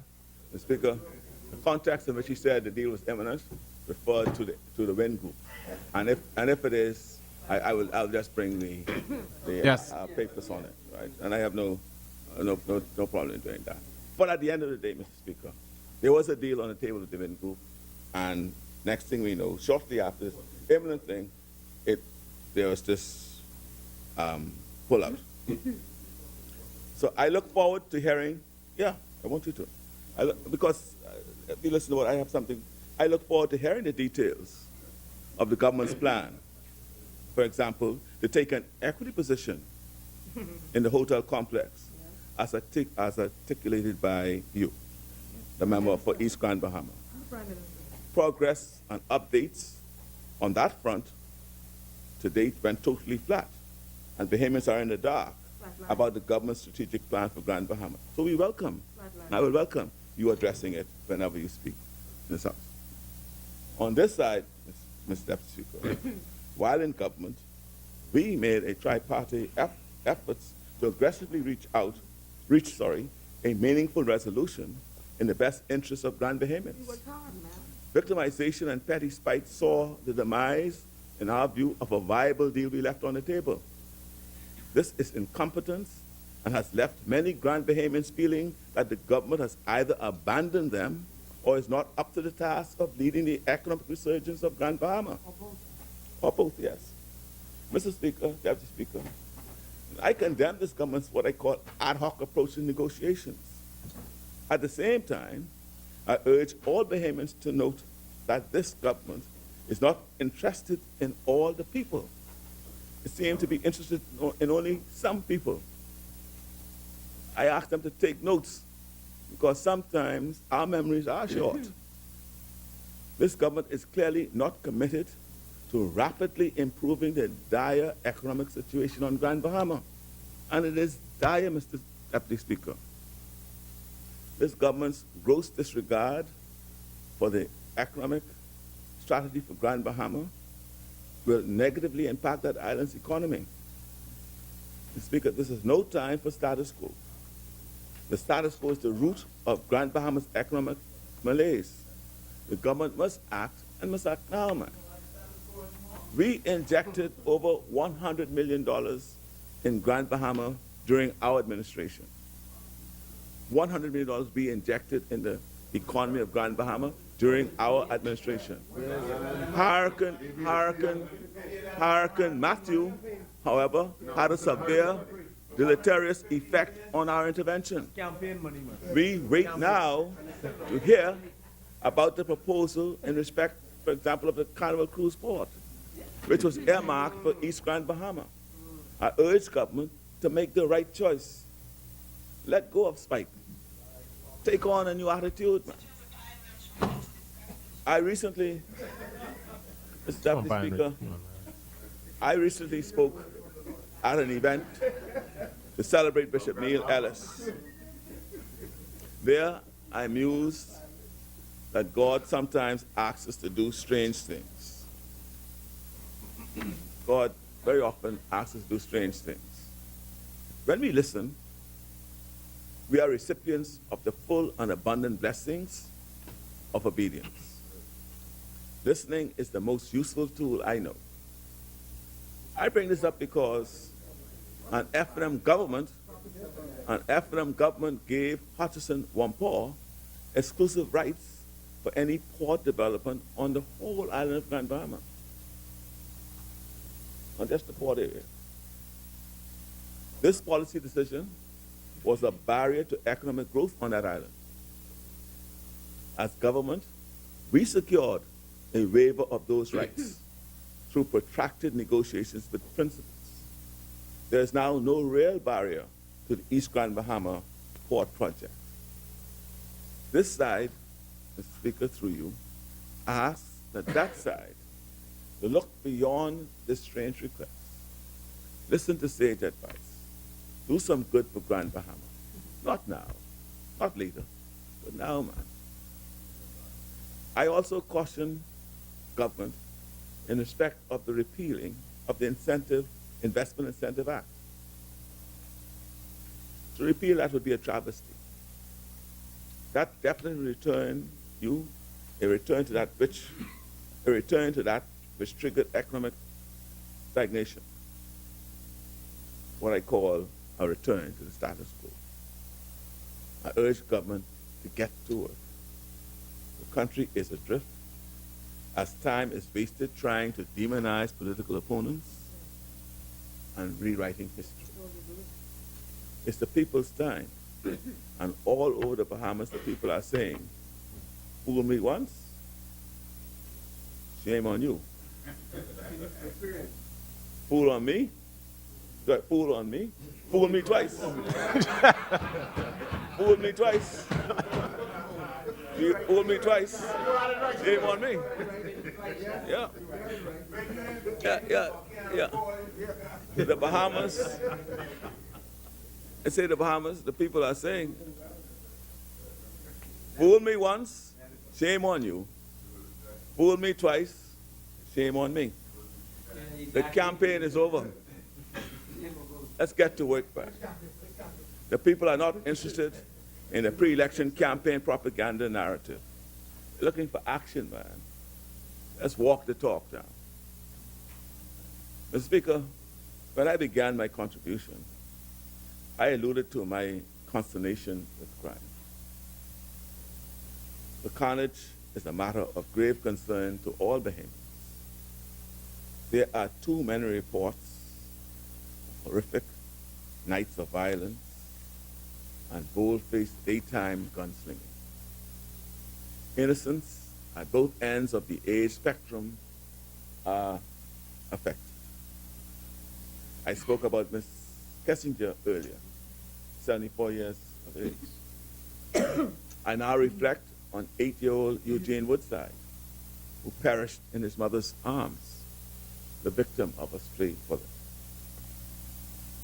Beyond Tears was the headline in August that heralded the heartless murder of a sleeping 8-month-old Shelton Tinker Jr.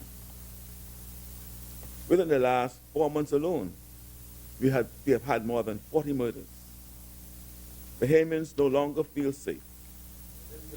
This horrifying rate of killing and bloodshed, combined with an alarming rise in armed robberies, must be stemmed.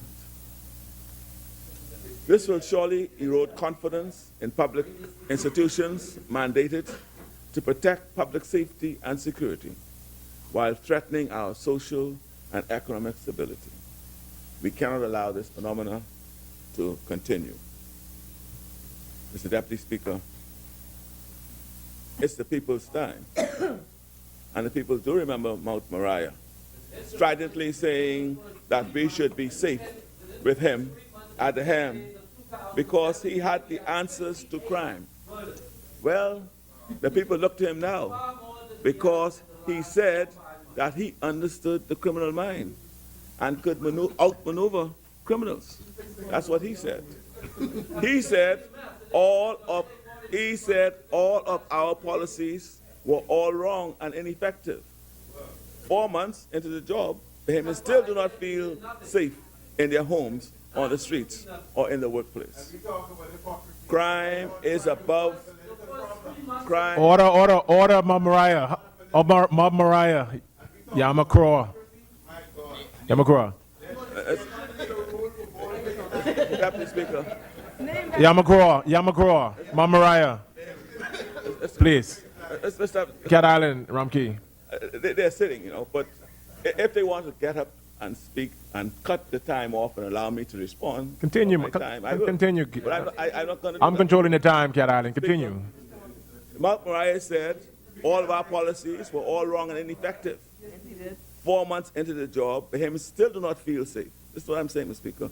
4 months into the job, Bahamians still do not feel safe in their homes, on the streets, or in the workplace.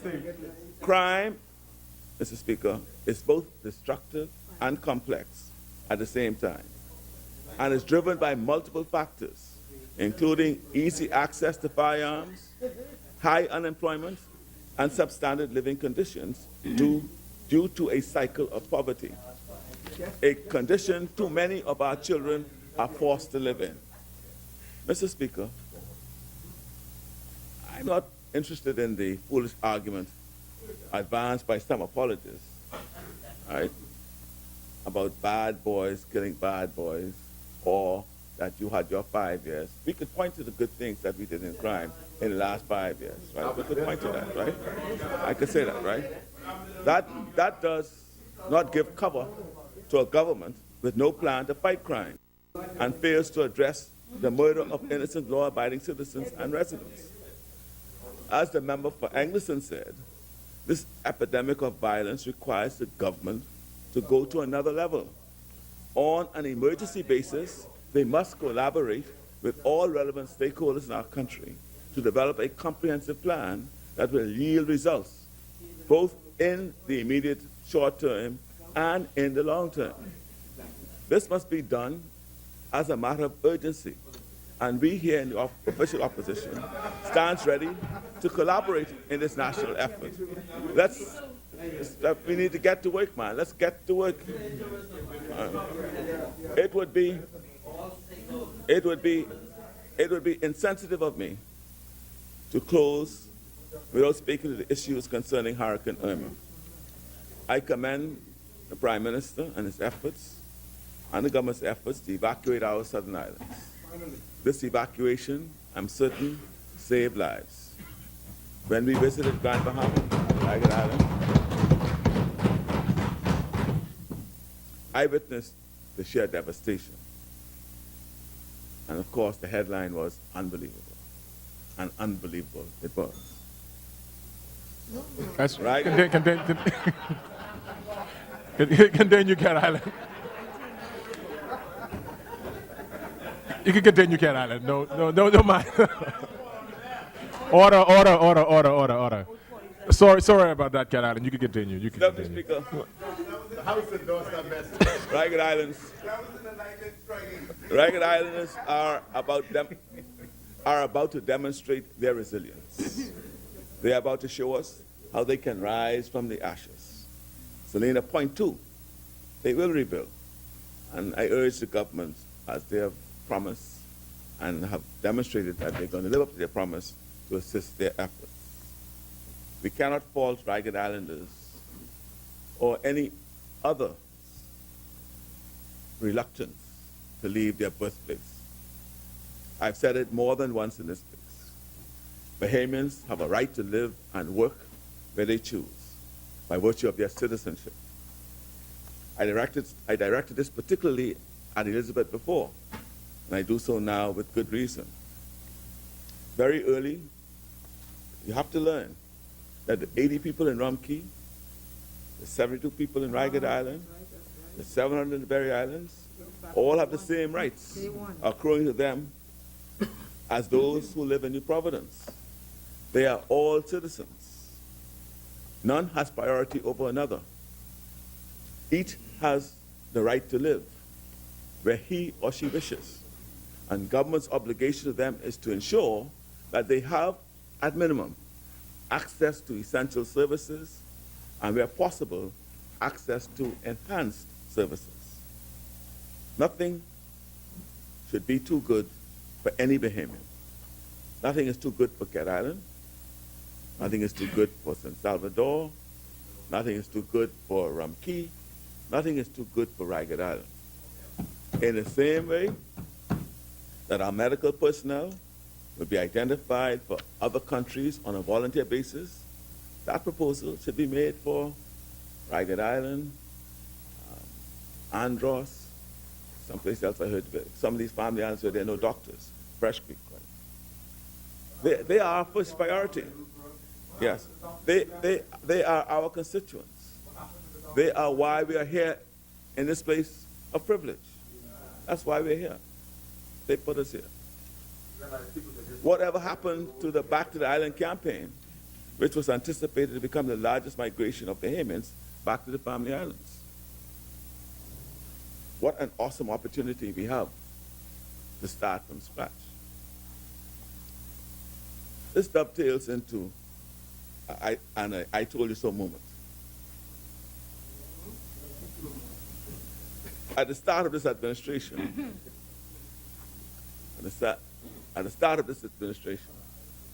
we were severely criticized for our decision to demit from making payments to the Caribbean Catastrophic Risk Insurance Facility, secret. We told government that experts in the Ministry of Finance, Met Department, and the Port Department advised that self-insurance would be more cost-beneficial to the government. This came after we were unable to make any successful claims in respect of Hurricane Joaquin. Up to that time, the Bahamas had been paying premiums in the tens of millions and was unable to collect anything. Following Matthew, I'm advised, Seacliff wrote to government suggesting that we may have qualified for loss compensation. This suggestion, we're still waiting for those letters to be laid. We'll get it soon. We'll get it soon. So? Yeah. I don't think so. I'm advised, Seacliff wrote to government suggesting that we may have qualified for loss compensation. This suggestion, and this is after Matthew, this suggestion was referred to the team that had advised earlier, and it was that team's considered view that we would not have qualified. All that's in the files that they would have. The persons who advised us are still in the public service.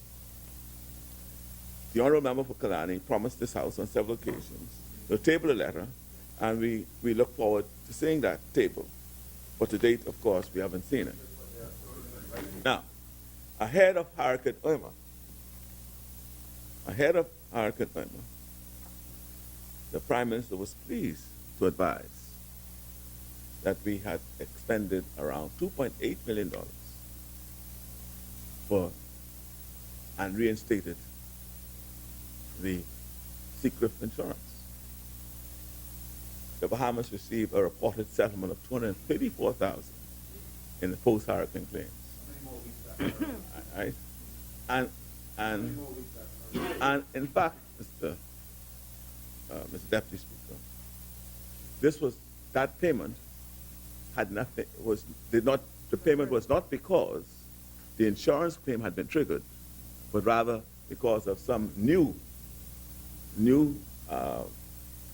initiative that was set up by Secret to be able to give ex gratia payment where some damage may have been visible, physical damage may have been visible.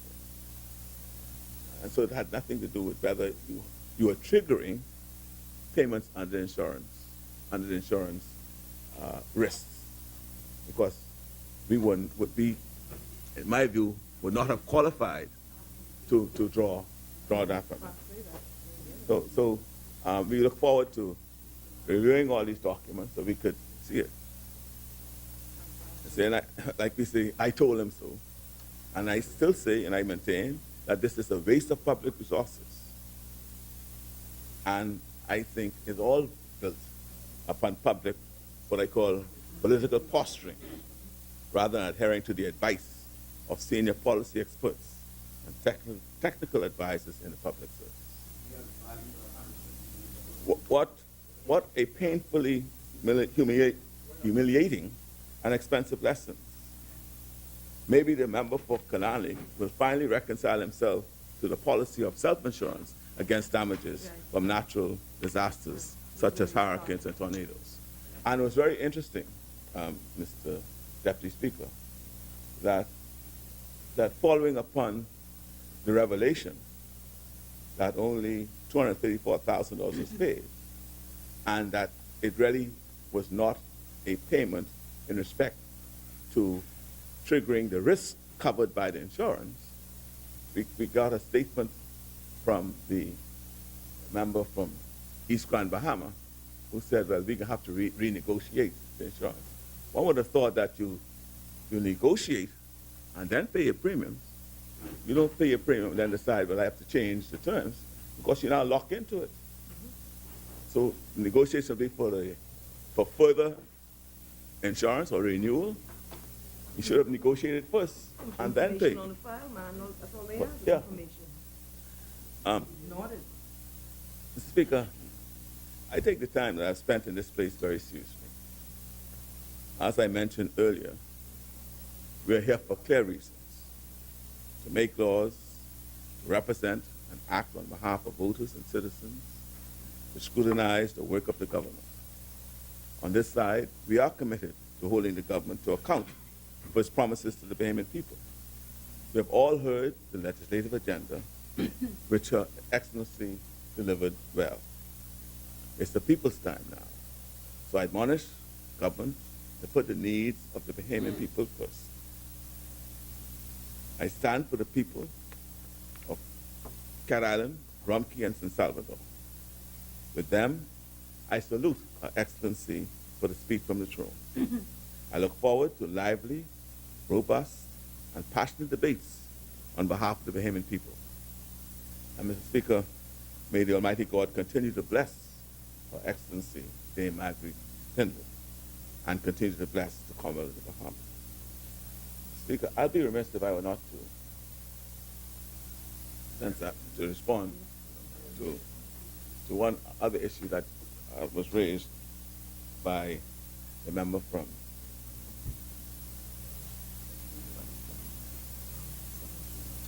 the member from Southern Shores, my ginger ale partner. Where is he? Oh, my ginger ale partner. That's my ginger ale partner. Speaker, it did come to my attention, and I was urged to even write to the Prime Minister about the matter, which I did.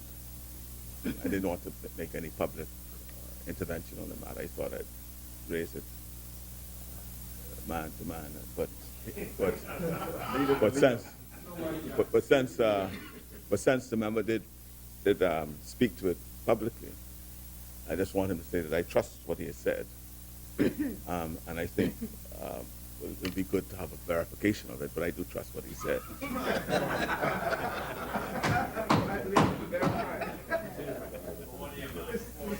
Now, no. I, as I said, that's my ginger ale partner.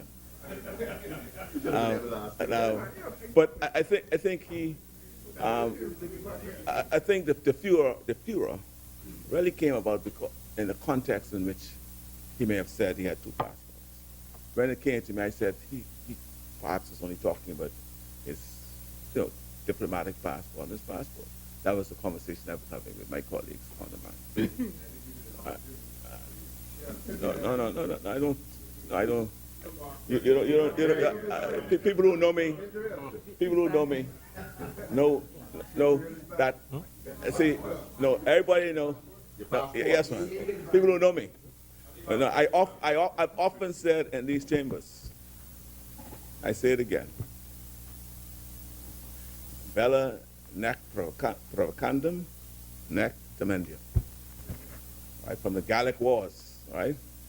I will provoke no war, but I fear none. So if you start the war that involves me, I don't back up from it. I don't back up from it. I don't start it. I don't start it. I don't start it. So Members. I was saying, Members, please. Let's address members by their constituencies, I was just please, saying while in this house. that the context in which the comment was made that you had two passports is in the context as you're talking about your history and your mother. And we all have our detractors out there. And your detractors will latch on to things that may aid them in their ability to pull you down. And so in the context of when you said it, it could have been believed that you had a Haitian passport as well. And that is it. And that's why I said perhaps, whereas I trust what you said, to continue it, you may have to verify it in some form or another.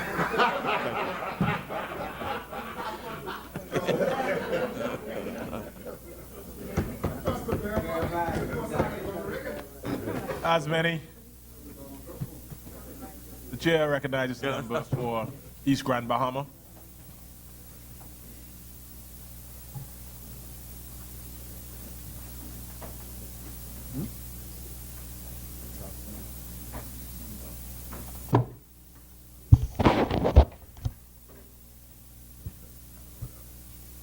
Thank you, Mr. Speaker. It is indeed my privilege and pleasure to rise on behalf of the good people of East Grand Bahama, who on May 10th, for the second time, elected me to represent their interest and the wider interest of the Bahamian people. And as I do that, Mr. Speaker, I want to express condolences to the family of Ms. Inez Thomas of McLeanstown, who on May 10th left her hospital bed just to vote for me.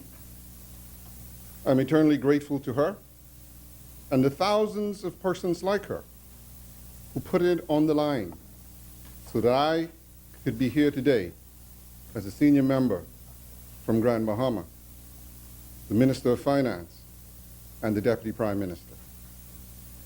What a time and difference a day makes, Mr. Speaker. I thank the Honorable Prime Minister, the member for Kalani, for entrusting me with the daunting responsibility of managing the country's finances and the privilege to serve as his deputy. I thank him and colleagues for placing that trust in me, and I pledge to work with all Bahamians of goodwill to ensure that the Bahamian people profit from the position that I now hold on their behalf. Mr. Speaker, it is indeed a privilege to represent your neighbors in this hallowed chamber. And I remind colleagues of the F&M's recent Egypt experience before we crossed over our figurative Jordan on May 10th, 2017. And I remind them of the insignificant minority position we held over there over the last five years, just as the opposition does today. Mr. Speaker, Deputy Speaker, we had some dark, difficult, and lonely days over there as we wandered in the wilderness. And many counted out our Prime Minister and the F&M. But one thing you have to say about our leader: he is focused and doggedly determined, qualities that will ensure his administration's success over these next 5 years.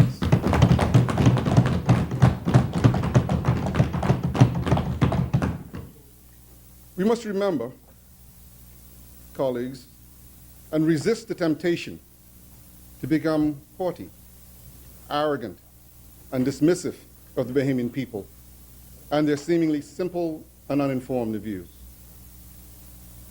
I say to colleagues, don't get caught up in the pageantry and your perceived new standing in society. Keep your feet on the ground. Do the people's business fairly and with genuine love and concern, and respectful of differing views. Mr. Speaker, the speech from the throne represents our government's general intention over the next 5 years.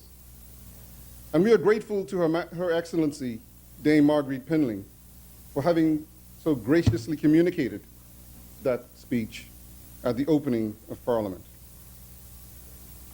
Mr. Speaker, I've had some bad days and some good days during my time in opposition. I can never forget when the former member for Marathon admonished me from the floor of the House, in that seat right over there, Seabreeze, that there is no crying in politics. This after I had unsuccessfully sought the intervention and protection of the Speaker on a matter. I didn't like that lecture, but it taught me not to expect the protection of the Speaker, especially in opposition, but to always be prepared to defend my position and any statement that I may make in this honorable House.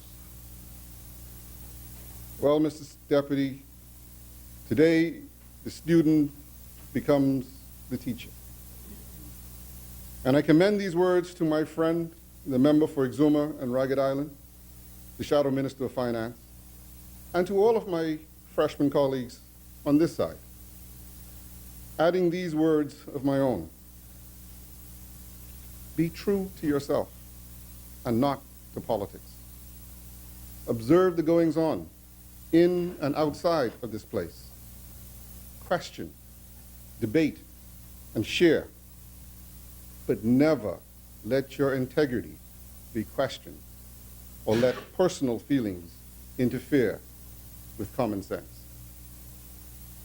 Mr. Speaker, in their interventions last week, the members for Exuma and Ragged Island and for Ingliston asked a number of questions and challenged several assertions I had made during my budget contributions. Mr. Speaker, most of the answers to those questions have already been given in this place or indeed on the outside, such as, where the VAT money gone? But I indulged the members, given their need to pontificate and to attract votes and attention. But Mr. Speaker, one only needs to read the headlines of the news dailies to see where the VAT money gone. Millions committed for rental of unoccupied buildings and cash advances paid to landlords for renovations that never happened, and hurricane contracts that appear inflated and maybe misappropriated. and horrible expenditure decisions spawned out of bad governance practices. Auditor General reports that points to any myriad of wastage of public funds. Yes, the VAT money gone. And unfortunately, the Bahamian people were mistreated. Mr. Speaker, I've often gotten the question from the media lately, what did Hurricane Irma cost? And if we can just, as if we can just automatically drop this number. It's not that easy, unfortunately. But we do have a team of experts doing the assessments and hope to have a justifiable estimate very soon. What we do know, however, Mr. Speaker, is that we can only trace approximately 108 million of the 150 million that was supposedly borrowed and spent on Hurricane Matthew relief. And while I'm not saying the balance is unaccounted for, what I'm saying is that we just cannot find it. We still looking. Still looking. We're still looking. So you want to know where the VAT money gone? That's just some of it. As I go through, you might find more of it. That's just some of it. The 108 justified. Well, I ain't getting into 108 justified. They didn't ask me where it gone. I can tell you where that gone. Next question. Justified. Somebody else will answer about whether it's justified or not. But Mr. Speaker, That's up to the David. as regard the Caribbean Catastrophic Risk Insurance Fund, CCRIF, I'm not surprised by the misguided attempts of Engliston and today of Cat Island and Cat Island in South Salvador to score political points with distorted speculation and uninformed attempts to equate insurance premiums paid with claims recovered. I am, however, entirely disappointed in my friend from Exuma and Ragged Island. Hold on, man. Wait a minute. Exuma. When you hear Which this insurance, this is business now. I am, however, entirely disappointed that my friend from Exuma and Ragged Island would follow her and the interim leader with this illogical hypothesis. Listen, I'm an insurance man. Yes. As a noted insurance professional, indeed, the owner of a well-known insurance company, the member for Exuma and Ragged Island, ought to be informed and to better advise his colleagues on the relationship of premiums to risk assumed and to the concept of deductibles and how they relate to the amount that you will receive in a claims payout after an insurance event. By their logic, Mr. Speaker, no one should ever buy home insurance. No one should buy home insurance because the insured property may never experience damage exceeding the deductible. For example, if the pipes burst and damaged your carpet and the cost to repair was not significant enough to meet the deductible, they seem to be advocating for homeowners to cancel the entire coverage. So that if a hurricane comes, the homeowner assumes all the risk of repairs to the entire house. How reckless and irresponsible. Go in the smoker's room. This unwise risk-taking is what has some of our citizens today sitting under leaky roofs, waiting for government assistance because they cannot afford to fix their properties by themselves. Quite irresponsible for a leader or aspiring leader to advocate such recklessness. But further, following their argument, no one should buy medical insurance because in most cases, you pay the premiums all year, and the one time you have to go to the doctor, the policy does not pay because you've not met the annual deductible. I ask, in the same way as they suggest that the CRIF should be canceled because we got no payout? Should they cancel the medical insurance program? Mr. Speaker, if you... The chair recognizes Exuma and Ragged Island. Sure you want that? Yes, Exuma. Thank you very much, Mr. Deputy. Rule 27F, Mr. Deputy. 7F? This 20.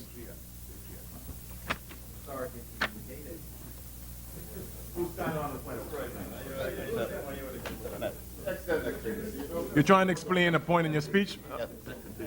Right. Thank you, Mr. Deputy. Chair allow. Thank you. I think you're making reference. no, Mr. One Speaker. second. No, Mr. Speaker. The reference is, you want to respond to something that was said in your speech? Yes, Mr. To clarify? Yes, Mr. Deputy. Mr. Deputy, I believe that The chair recognizes Exuma and Ragged Island. the contents of the... One second, Exuma. One second, Exuma and Ragged Island. The chair would not. One second.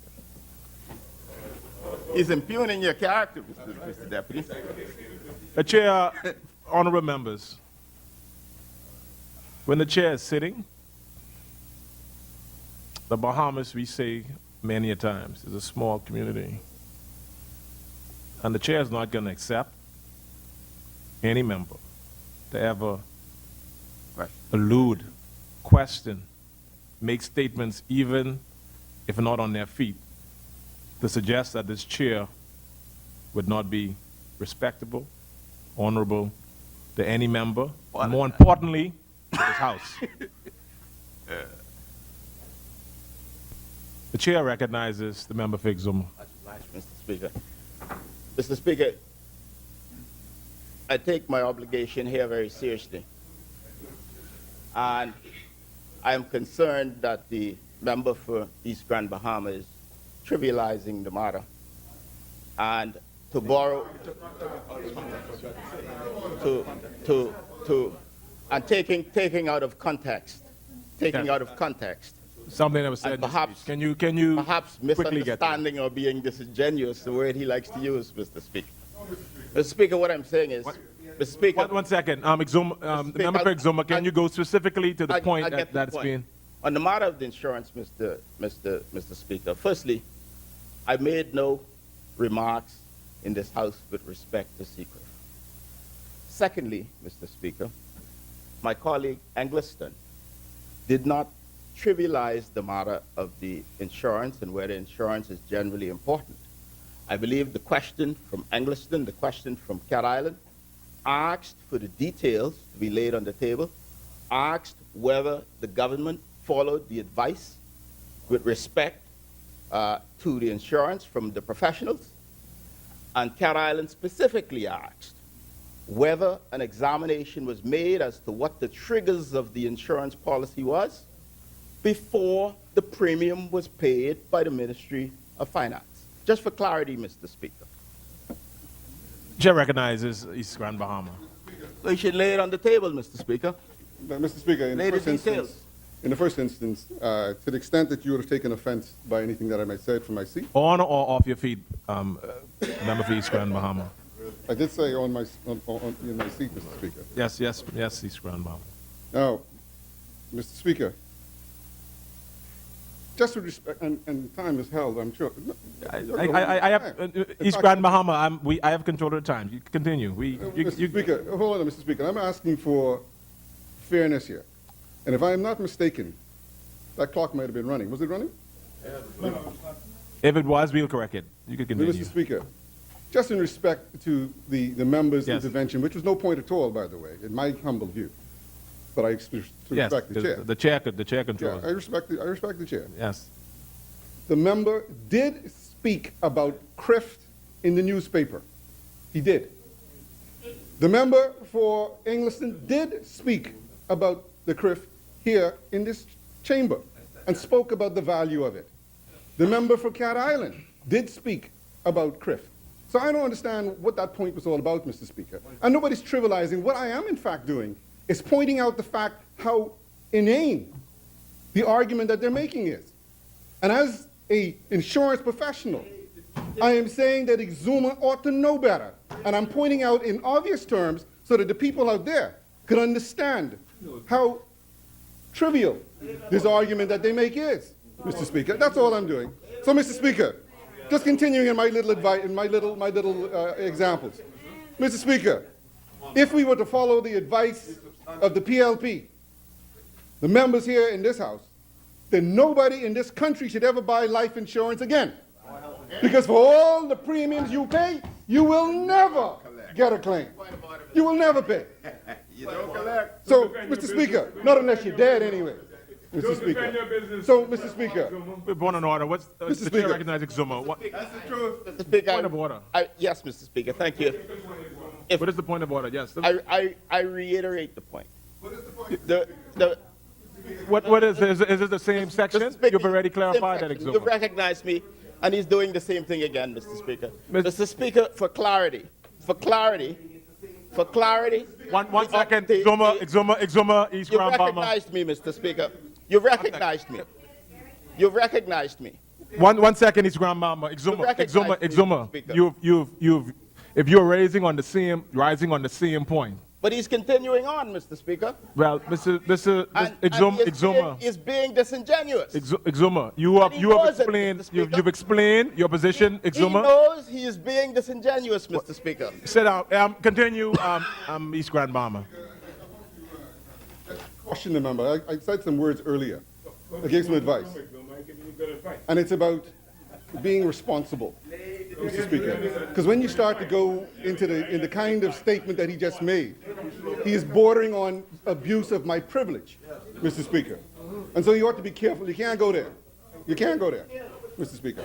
But, Mr. Speaker, I think I've made the point that with any insurance policy, there is always an attachment point where you actually start to receive the benefit. That's all. And that's the point that I made with all those classes of insurance that the member is well aware of. Lay it on the table. Prove it. Mr. Speaker. Anyway, Mr. Speaker. So, Mr. Speaker, I continue. We can easily see how cheap the politics and how irresponsible the assertions are over the CRIF premiums. Yes, Mr. Speaker, we paid a lot of money for the policy coverage. And yes, we did not meet the deductible for a payout this time. But what about next time? What if we suffered a direct hit in Nassau, as they did in Dominica, or Barbuda, or even Ragged Island? Mr. Speaker. Again, Exuma and Ragged Island, let me say to you, it's going to be a rough day for you. Don't let them use you for politics.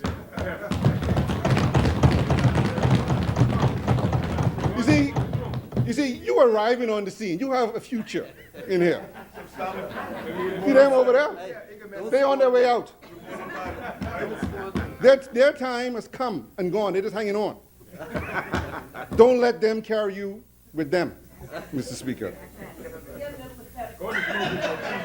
No, pathetic is a word that pathetic is a word that was used from here by the member for England, who talked about cheap politics, about dollar politics. And that's what this is. Cheap politics. Do you remember them words? Yes, you remember the words. Well, don't practice it. If it's my specialty, let me deal with that. You go do something else. Mr. Speaker,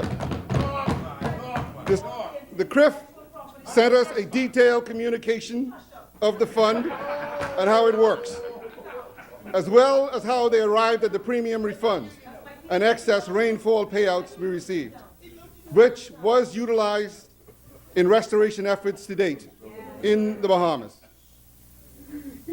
Mr. Speaker, the members keep talking about laying the documents. And I'm going to lay some, and the Prime Minister is going to lay some. Oh, absolutely. I believe in transparency. Hallelujah.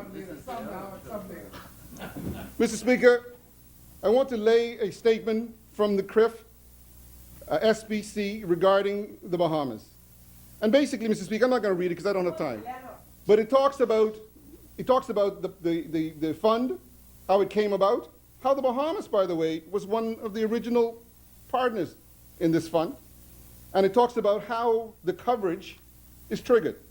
Mr. Speaker, it talks about the aggregate deductible cover, which the member for Cat Island says is just some arrangement.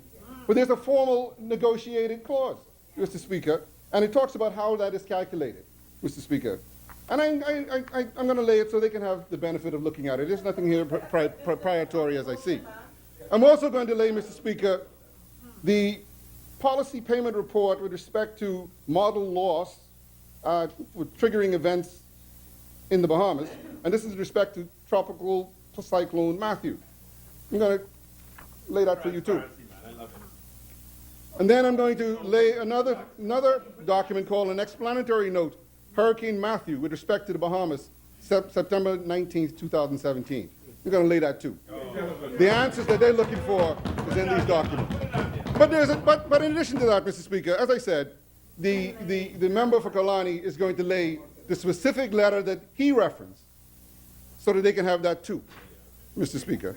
Mr. Speaker, the next question that was raised by both members and the interim leader was why was there such a difference between the year-to-date the deficit reported by the central bank in May as opposed to the full-year deficit projected during my budget contribution.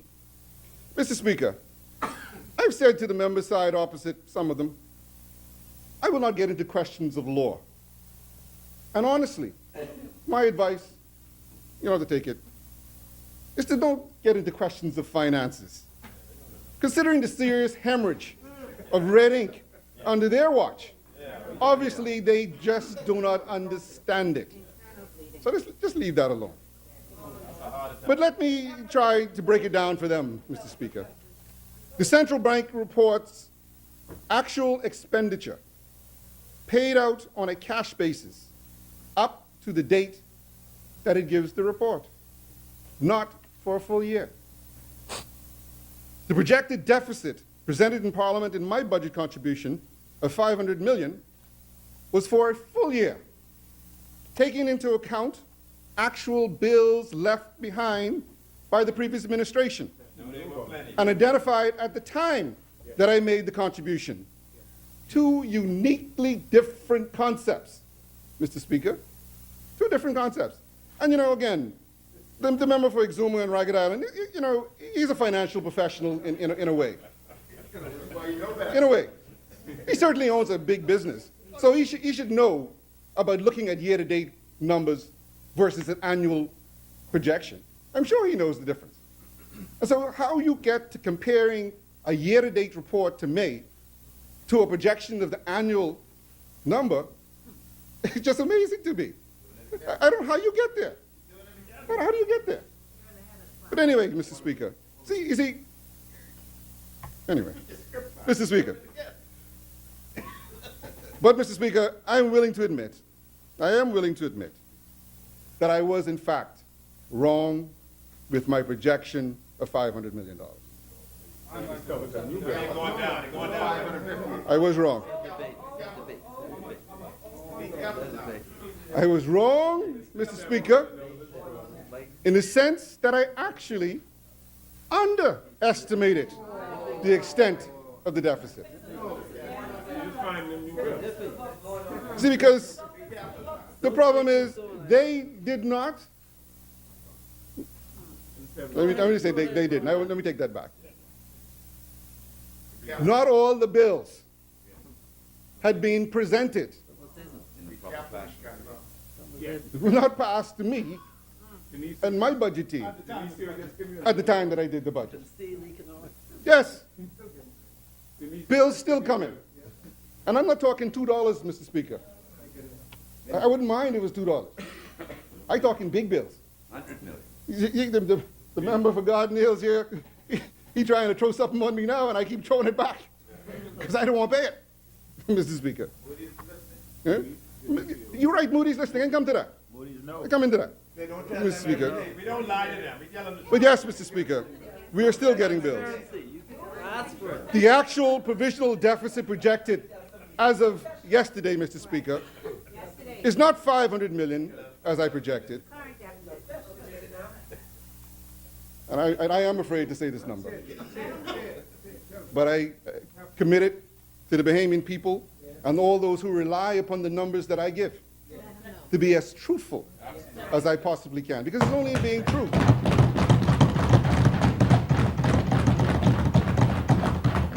It's only in being truthful that you can fix the problems that you have. You can't deny that the problem exists. You got to deal with it. But as of yesterday, the budgeted or the projected deficit for 2016-17 is $695 million. What? $695 million, Mr. Speaker.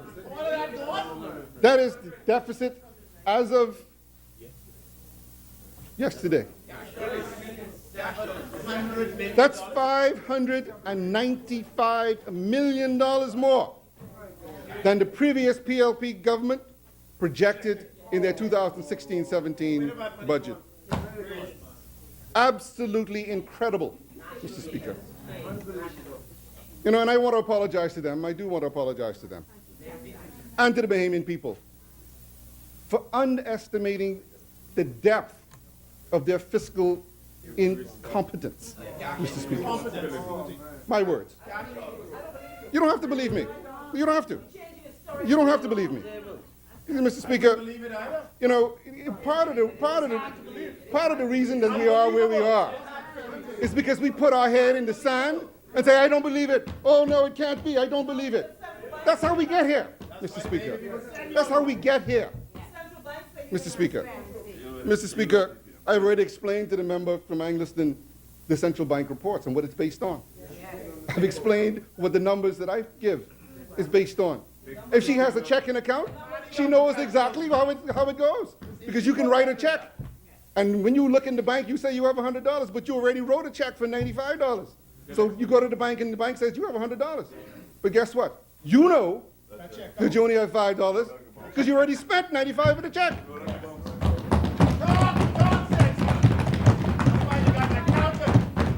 Mr. Speaker, last week, the acting financial secretary, Mr. Speaker, last week the acting financial secretary received a very curious letter. The acting financial secretary received a very curious letter from the clerk of the House, written on behalf of the chairman of the Public Accounts Committee, requesting him to produce within 4 weeks an explanation of the difference between the central bank report and my annualized deficit projection. Mr. Speaker, the lawyer writing that letter. Obviously. Mr. Speaker, it is obvious that the Public Accounts Chairman has not acquainted himself with the rules that govern the Public Accounts Committee, or this is the most egregious overreach that I've ever seen. Since when does the Financial Secretary have an obligation to justify a projection made by the minister? Not an actual number, you know, but a projection. Gotta be kidding. But, Mr. Speaker, I'm going to demonstrate that we are, in fact, uniquely different than them. And I'm going to answer, not to that irregular request, but I'm going to give some actual expenditure numbers for the month of June, just for the month of June, because the Bahamian people, they deserve to know how we spent their money. So, Mr. Speaker, in the month of June, office rent and accommodation, $6.7 million. Insurance premiums for medical coverage, $60 million. And just so you know, these are bills that were acquired prior to the election, but were demanded, were due and demanded, Mr. Speaker. $60 million for medical insurance. Acquisition of assets. The radar. The Minister of Angliston knows about this. $14 million. Yeah. I'm just going to go to the big ones. Contributions. You might like this one. Somebody said something about sports. I think it was South Andrews said something about how good sports was about attracting games and sports tourism. Contributions to the international relays, 2 million. Somebody talked about national health insurance, 16.3 million. The balance on the radar, 1.4 million. Payment of an First Caribbean bank loan that came due, 100 million. Pensions, 3 million. Election expenses, 2.8 million. Bahamas Maritime Authority, 8 million. You can like this one, Freetown. Ministry of Tourism, 20 million. And by the way, we still ain't finished paying, because as you know, people crawling all over us for something. Yeah. National insurance, 2 million. Water and sewage, 29.7 million. Salaries and arrears in education, 3.3 million. What's your point? What's your point? University of West Indies, What's your objection? 4 million. Food. The speaker isn't yielding. Mr. Speaker, I'm not yielding. I'm not Speaker isn't yielding. yielding. What's your Mr. objection? Speaker, food assistance programs, He's not yielding. 4.9 million. IAAF World Relays and International Sports. You can like this one, youth sports. 11.2 million. East Grand Bahama. East Grand Bahama. That's The how much we spent. East Grand Bahama. The chair recognizes Angleston. What's your point, Angleston? One of. I just want to say that's a member of Minister of Finance. He should, I'm just trying to seek clarification on the matter. He indicated 8 million for BMA. And as far as I'm aware, that's not a subsidized entity, and I'm wondering what $8 million. I know maybe you might be getting in revenue 8 million, but paying out 8 million. And then one of the member could clarify that, please. Bahamas Marine Arbitration, 8 million. Yeah, my mistake. Bahamas Marine Arbitration, 8 million. I have no idea what that is. I can just tell you what they tell me. The radar for the meteorological office, 7.1 million. National health insurance salaries, 53.5 million. Salary increases for the doctors, health, you're getting plenty of money. 5.1 million. Beaches and parks. Beaches and parks. Hold on. 11.3 million. That's election budget. Where tourism gone? Tourism gone before I finish with him. Where you going? Yeah, because he got, for cruise ship payments due to cruise ships in arrears, he got 10 million. And we still got a number that he's scared why he run out here. He's afraid I can say that number. Mr. Speaker, again going back to sports and sports tourism. And I don't know if I want to call this gentleman's name because, it's a big name. But let me just say, a golf tournament, 1 million. 1 million will be made from that? No. That's urban renewal, 3 million. Mr. Speaker, just for June alone, that adds up to 381 million Bahamian dollars. $381 million in June alone. And you want to ask me about what the difference is between the central bank number and the number I projected? And Mr. Speaker, as I said, there are some numbers that I have not spoken about. Mr. Speaker. So, Mr. Speaker, I hope the member from Exuma and Ragged Island, starting to get the picture. Exuma, now you see why I didn't take finance. No?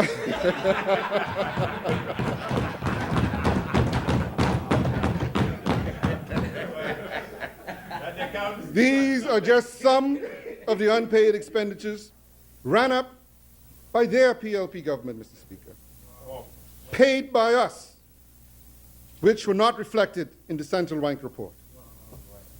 And they have the nerve, Mr. Speaker, to ask why we could not grant free tuition at the University of the Bahamas.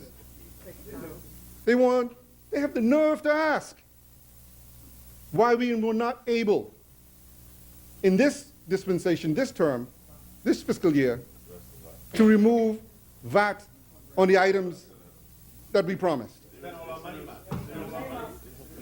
They should be ashamed of themselves, Mr. Speaker. Ashamed to ever approach the expenditures, the finances of this country. They ran us into a proverbial financial ditch, Mr. Speaker. And then they want to blame us for taking a little bit longer than we anticipated to get ourselves out of it. Hypocrisy? Talk about hypocrisy? You gotta be joking, man. Mr. Speaker, if they do want to quote the central bank numbers, though, if they do want to quote the central bank numbers, then they also have to give us a little bit of credit for the current central bank report, which reflects a $9 million surplus in the month of July.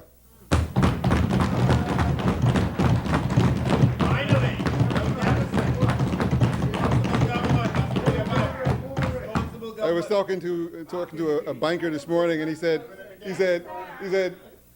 you know, you and I know what the facts are, but take credit where it is, because you never know when you can get another one. So I take credit for the $9 million surplus. But you know, Mr. Speaker, the truth of the matter is, those of us who know about timing differences, and those of us who know how a cash basis system works, we can't be so irresponsible to have the public believe that because the central bank says on a cash basis there is a surplus, that we do not have significant financial challenges still before us. As I indicated and alluded to, there are bills that are still outstanding that we haven't paid, that we cannot pay. We're waiting for the money to pay. You know, so as soon as I pay Minister of Tourism bills, and I pick it on him because that one is irritating me, I ain't gonna lie.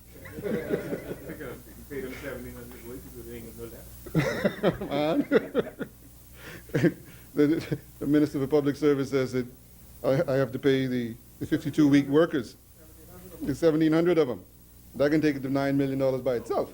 And you know, Mr. Speaker, talk about hypocrisy again. You know, I heard the member for Cat Island talk about victimization. Mr. Speaker, nothing could be more inhumane than to send somebody to go to work, making them believe that they have a job. They go to work every day. Every day. They show up and they show out. And they wait, week after week, asking, well, when am I going to get paid? Months go by. No pay. Why I can't get paid? I'm working. Oh, it's just paperwork. We'll get it sorted out. Months go by, Mr. Speaker. Elections come and go. People ain't paid, Mr. Speaker.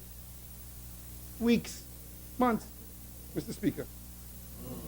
It's called slavery, really, in some ways. And they want to talk about hypocrisy, Mr. Speaker. Boy, I tell you. Mr. Speaker, so as I say, while I'm happy that we're showing a surplus for the month of July, which is indicating that our control measures are working, I take no comfort in it and continue to work diligently to implement our full fiscal reform package. Mr. Speaker, this administration has a clear and decisive mandate for change. Fulfilling this mandate is not easy, but with courage, imagination, discipline, patience, and common effort, our government is supremely confident that a brighter, more prosperous, and more socially stable future is possible for all peoples of the Bahamas. The challenges of globalization, the emergence of hemispheric free trade arrangements, the impact of economic aggression by the industrialized nations against offshore international financial centers, and the phenomena of international terrorism have combined to produce a complex set of threats to our national sovereignty and economic security. We are nonetheless confident that through skillful and imaginative planning and diplomacy, and through creative adaptation, the Bahamas, small though it is, will not only survive the external challenges it now confronts, but will emerge as an even stronger and more viable force than before. Mr. Speaker, as I laid out to this Honorable House last week, the IMF Staff Article 4 report outlines a number of observations regarding recent macroeconomic developments in the Bahamas, pointing out once again our strengths and challenges and our risks. Prior to that, as I also reported, Moody's undertook a review exercise, which also pointed out to many of the persistent and structural issues facing the Bahamas. And I just want to, again, stop there, because the member for Cat Island suggests, and the member for Exuma suggests, that somehow we would not have been subject to a ratings review by Moody's if, in fact, I had just concealed the truth. If I just misled. Mr. Speaker. That was the insinuation. That was the insinuation. Chair recognizes, 1 second. That was the insinuation. East Grand Bahama. Chair recognizes Cat Island Rumkey in San Salvador. The rule that relates to a misunderstanding what may have been said by a member I invoke. I never suggested that Moody would not have had the obligation to, not obligation, but they were not going to review us, but for what he had to say. What I'm saying is that the result of the review would have been impacted by what he said. That's the point I made. Yes, East Grand Bahama. Thank you, Mr. Speaker. So the general theme of their suggestion was that don't talk too much. Don't talk down. That's my opinion. That's my opinion. Don't say too much. Point of order, Cat Island. He's referring to previous statements made in the House by me, so I have an opportunity, and I invoke the rule. Right? I hope it's not the same point you're going to repeat, Cat Island. He cannot hide behind opinion unless he's going to say what informs that opinion. What did I say to give him the right to form that opinion? Mr. Speaker, I never suggested that he should lie or not tell the truth in respect to the finances. I told him that he ought not to talk down to the economy. And I pointed out, Mr. Speaker, I pointed out very clearly. Just make the point, and not a speech. Just make the point. I pointed out very clearly, right, what I call the indicators to which one will look at to determine the health of our economy, all of which were positive according to his own speech. Well, East Grand Bahama. Mr. Speaker, there's records, there's recordings these days. And so what we say, you can't just, flip on it. It's there. It's on the record.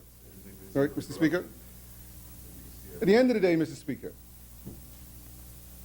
the suggestion seems to have been that we ought not to be frank and upfront about our issues as a country with the IMF or with the Moody's agency. Mr. Speaker, the member for Cat Island went on to say something to the effect that, well, it kind of contradicted himself in my view, because he said we were able to maintain the ratings in the face of some serious challenges and what they call talking down the economy. But by the same token, the outlook was put on a negative, given a negative rating. Mr. Speaker, I want to suggest to this honorable House and to the Bahamian people that the fact that we were able to maintain the rating in the first place was a significant achievement in the early days of this country. In fact, Mr. Speaker, if you read the report, both Moody's and the IMF, they talk about the positives of the plan that we put forward. That's not speculation from me. They said it. It's written in the report. So I don't know if the member didn't read the report, but they talked about the good things that we put forward as our plan. And so they say we don't have a plan, by the way. But Moody says your plan is a good plan. So, you know, again, we can't be hypocritical in here. People watching, they see you. Mr. Speaker. Mr. Speaker, in respect to the negative prospects, really that reflects structural issues in the economy more so than any plan that we've put forward or anything that we would have said. If you think that people come to this country of the quality of Moody's and S&P and IMF, talk to a wide variety of people and go away ignorant as if they don't understand what's happening here, you're clearly mistaken. They know exactly what's happening. They understand the risks, and they speak to the risk in their report. So it's structural issues that they're talking about when they talk about that negative outlook. And we have a responsibility, and you can hold us to this, we have a responsibility to ensure that we put in place and that we encourage the kind of investments that is going to change that perception, Mr. Speaker. And that's what we're talking about when we talk about credit bureau, when we talk about fiscal discipline, when we talk about expenditure reviews, when we talk about responsible hiring, when we talk about rationalizing programs to make sure that they are fulfilling a benefit or a purpose, a priority of the government, that the Bahamian people will receive value for the dollars that we spend. That's what we're talking about, Mr. Speaker. So, Mr. Speaker, the need for public sector reform and modernization, the need to address national competitiveness, the need to improve our ease of doing business, the need to improve our tax collection efficiencies, and others, all part of our plan. Our government commits to addressing these issues, to move past talk and into action. The Ministry of Finance's priority work plan focuses on these issues, and that is what we have set ourselves to do. Indeed, the Public Finance Management Performance Monitoring Reform Project is a key element of that plan, and that is ongoing.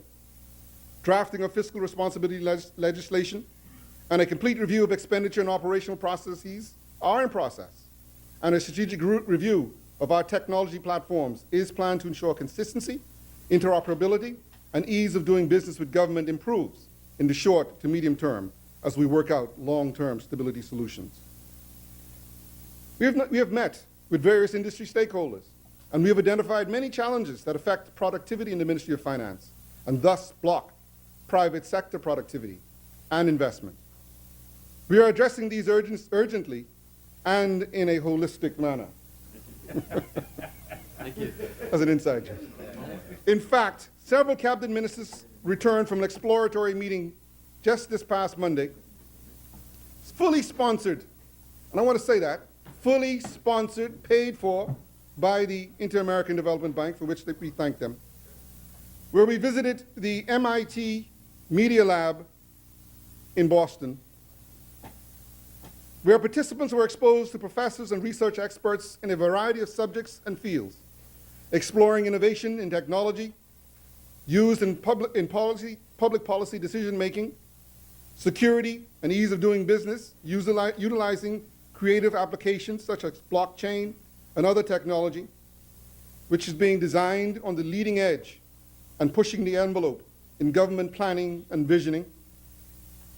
We had presentation on what they call Code Next, a program to promote STEM education and encourage new discoveries and wealth creation through risk-taking, which was an eye-opener and gave us confidence that our educational reform agenda being pushed by our Minister of Education, the member for South Beach, is on the right track.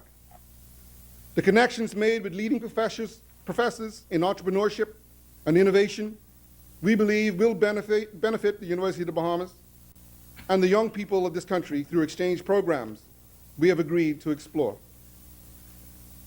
Mr. Speaker, the speech from the throne mentioned elements of the government's strategy for fiscal consolidation, and it bears repeating given its importance to maintaining a stable economic foundation, which is essential for sustainable and meaningful economic growth and social development. The government is committed to reining in public sector expenditure, which had exploded over the last 5 years, with an unsustainable wage bill, risky carnival and sporting events that lost millions of dollars, with few heads in beds or butts in seats at the stadium, unsustainable investment incentives, rental accommodation arrangements that defy logic and any sense of reasonableness, such as paying to fix buildings we do not own or renting spaces we do not and cannot occupy. Mr. Speaker, I can advise that the government is well underway in its promised review of public expenditure as an exercise that is intended to deliver at least a 10% reduction in outlays while minimizing the possible impact on growth. Quite frankly, Mr. Speaker, nobody likes the prospects of limiting expenditure, given the legitimate cases that can often be made for any number of promising public ventures. However, as I have often stated, we cannot continue to just spend and spend without empirical evidence to justify the expenditures that we make.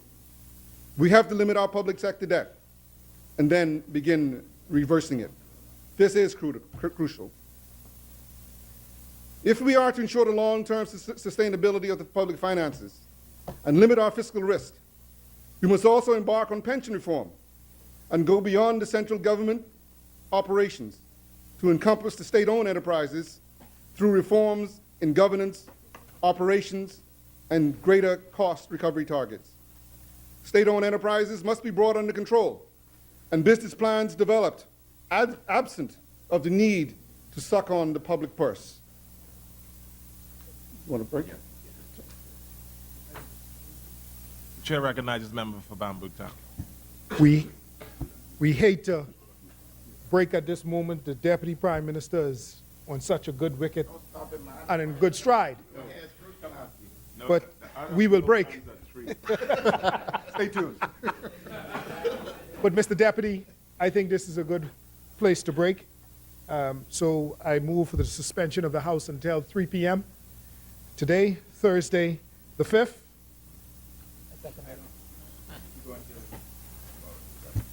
Just before we move on that motion, not that the chair has to explain its ruling, but that's to put members on notice. As it relates to members'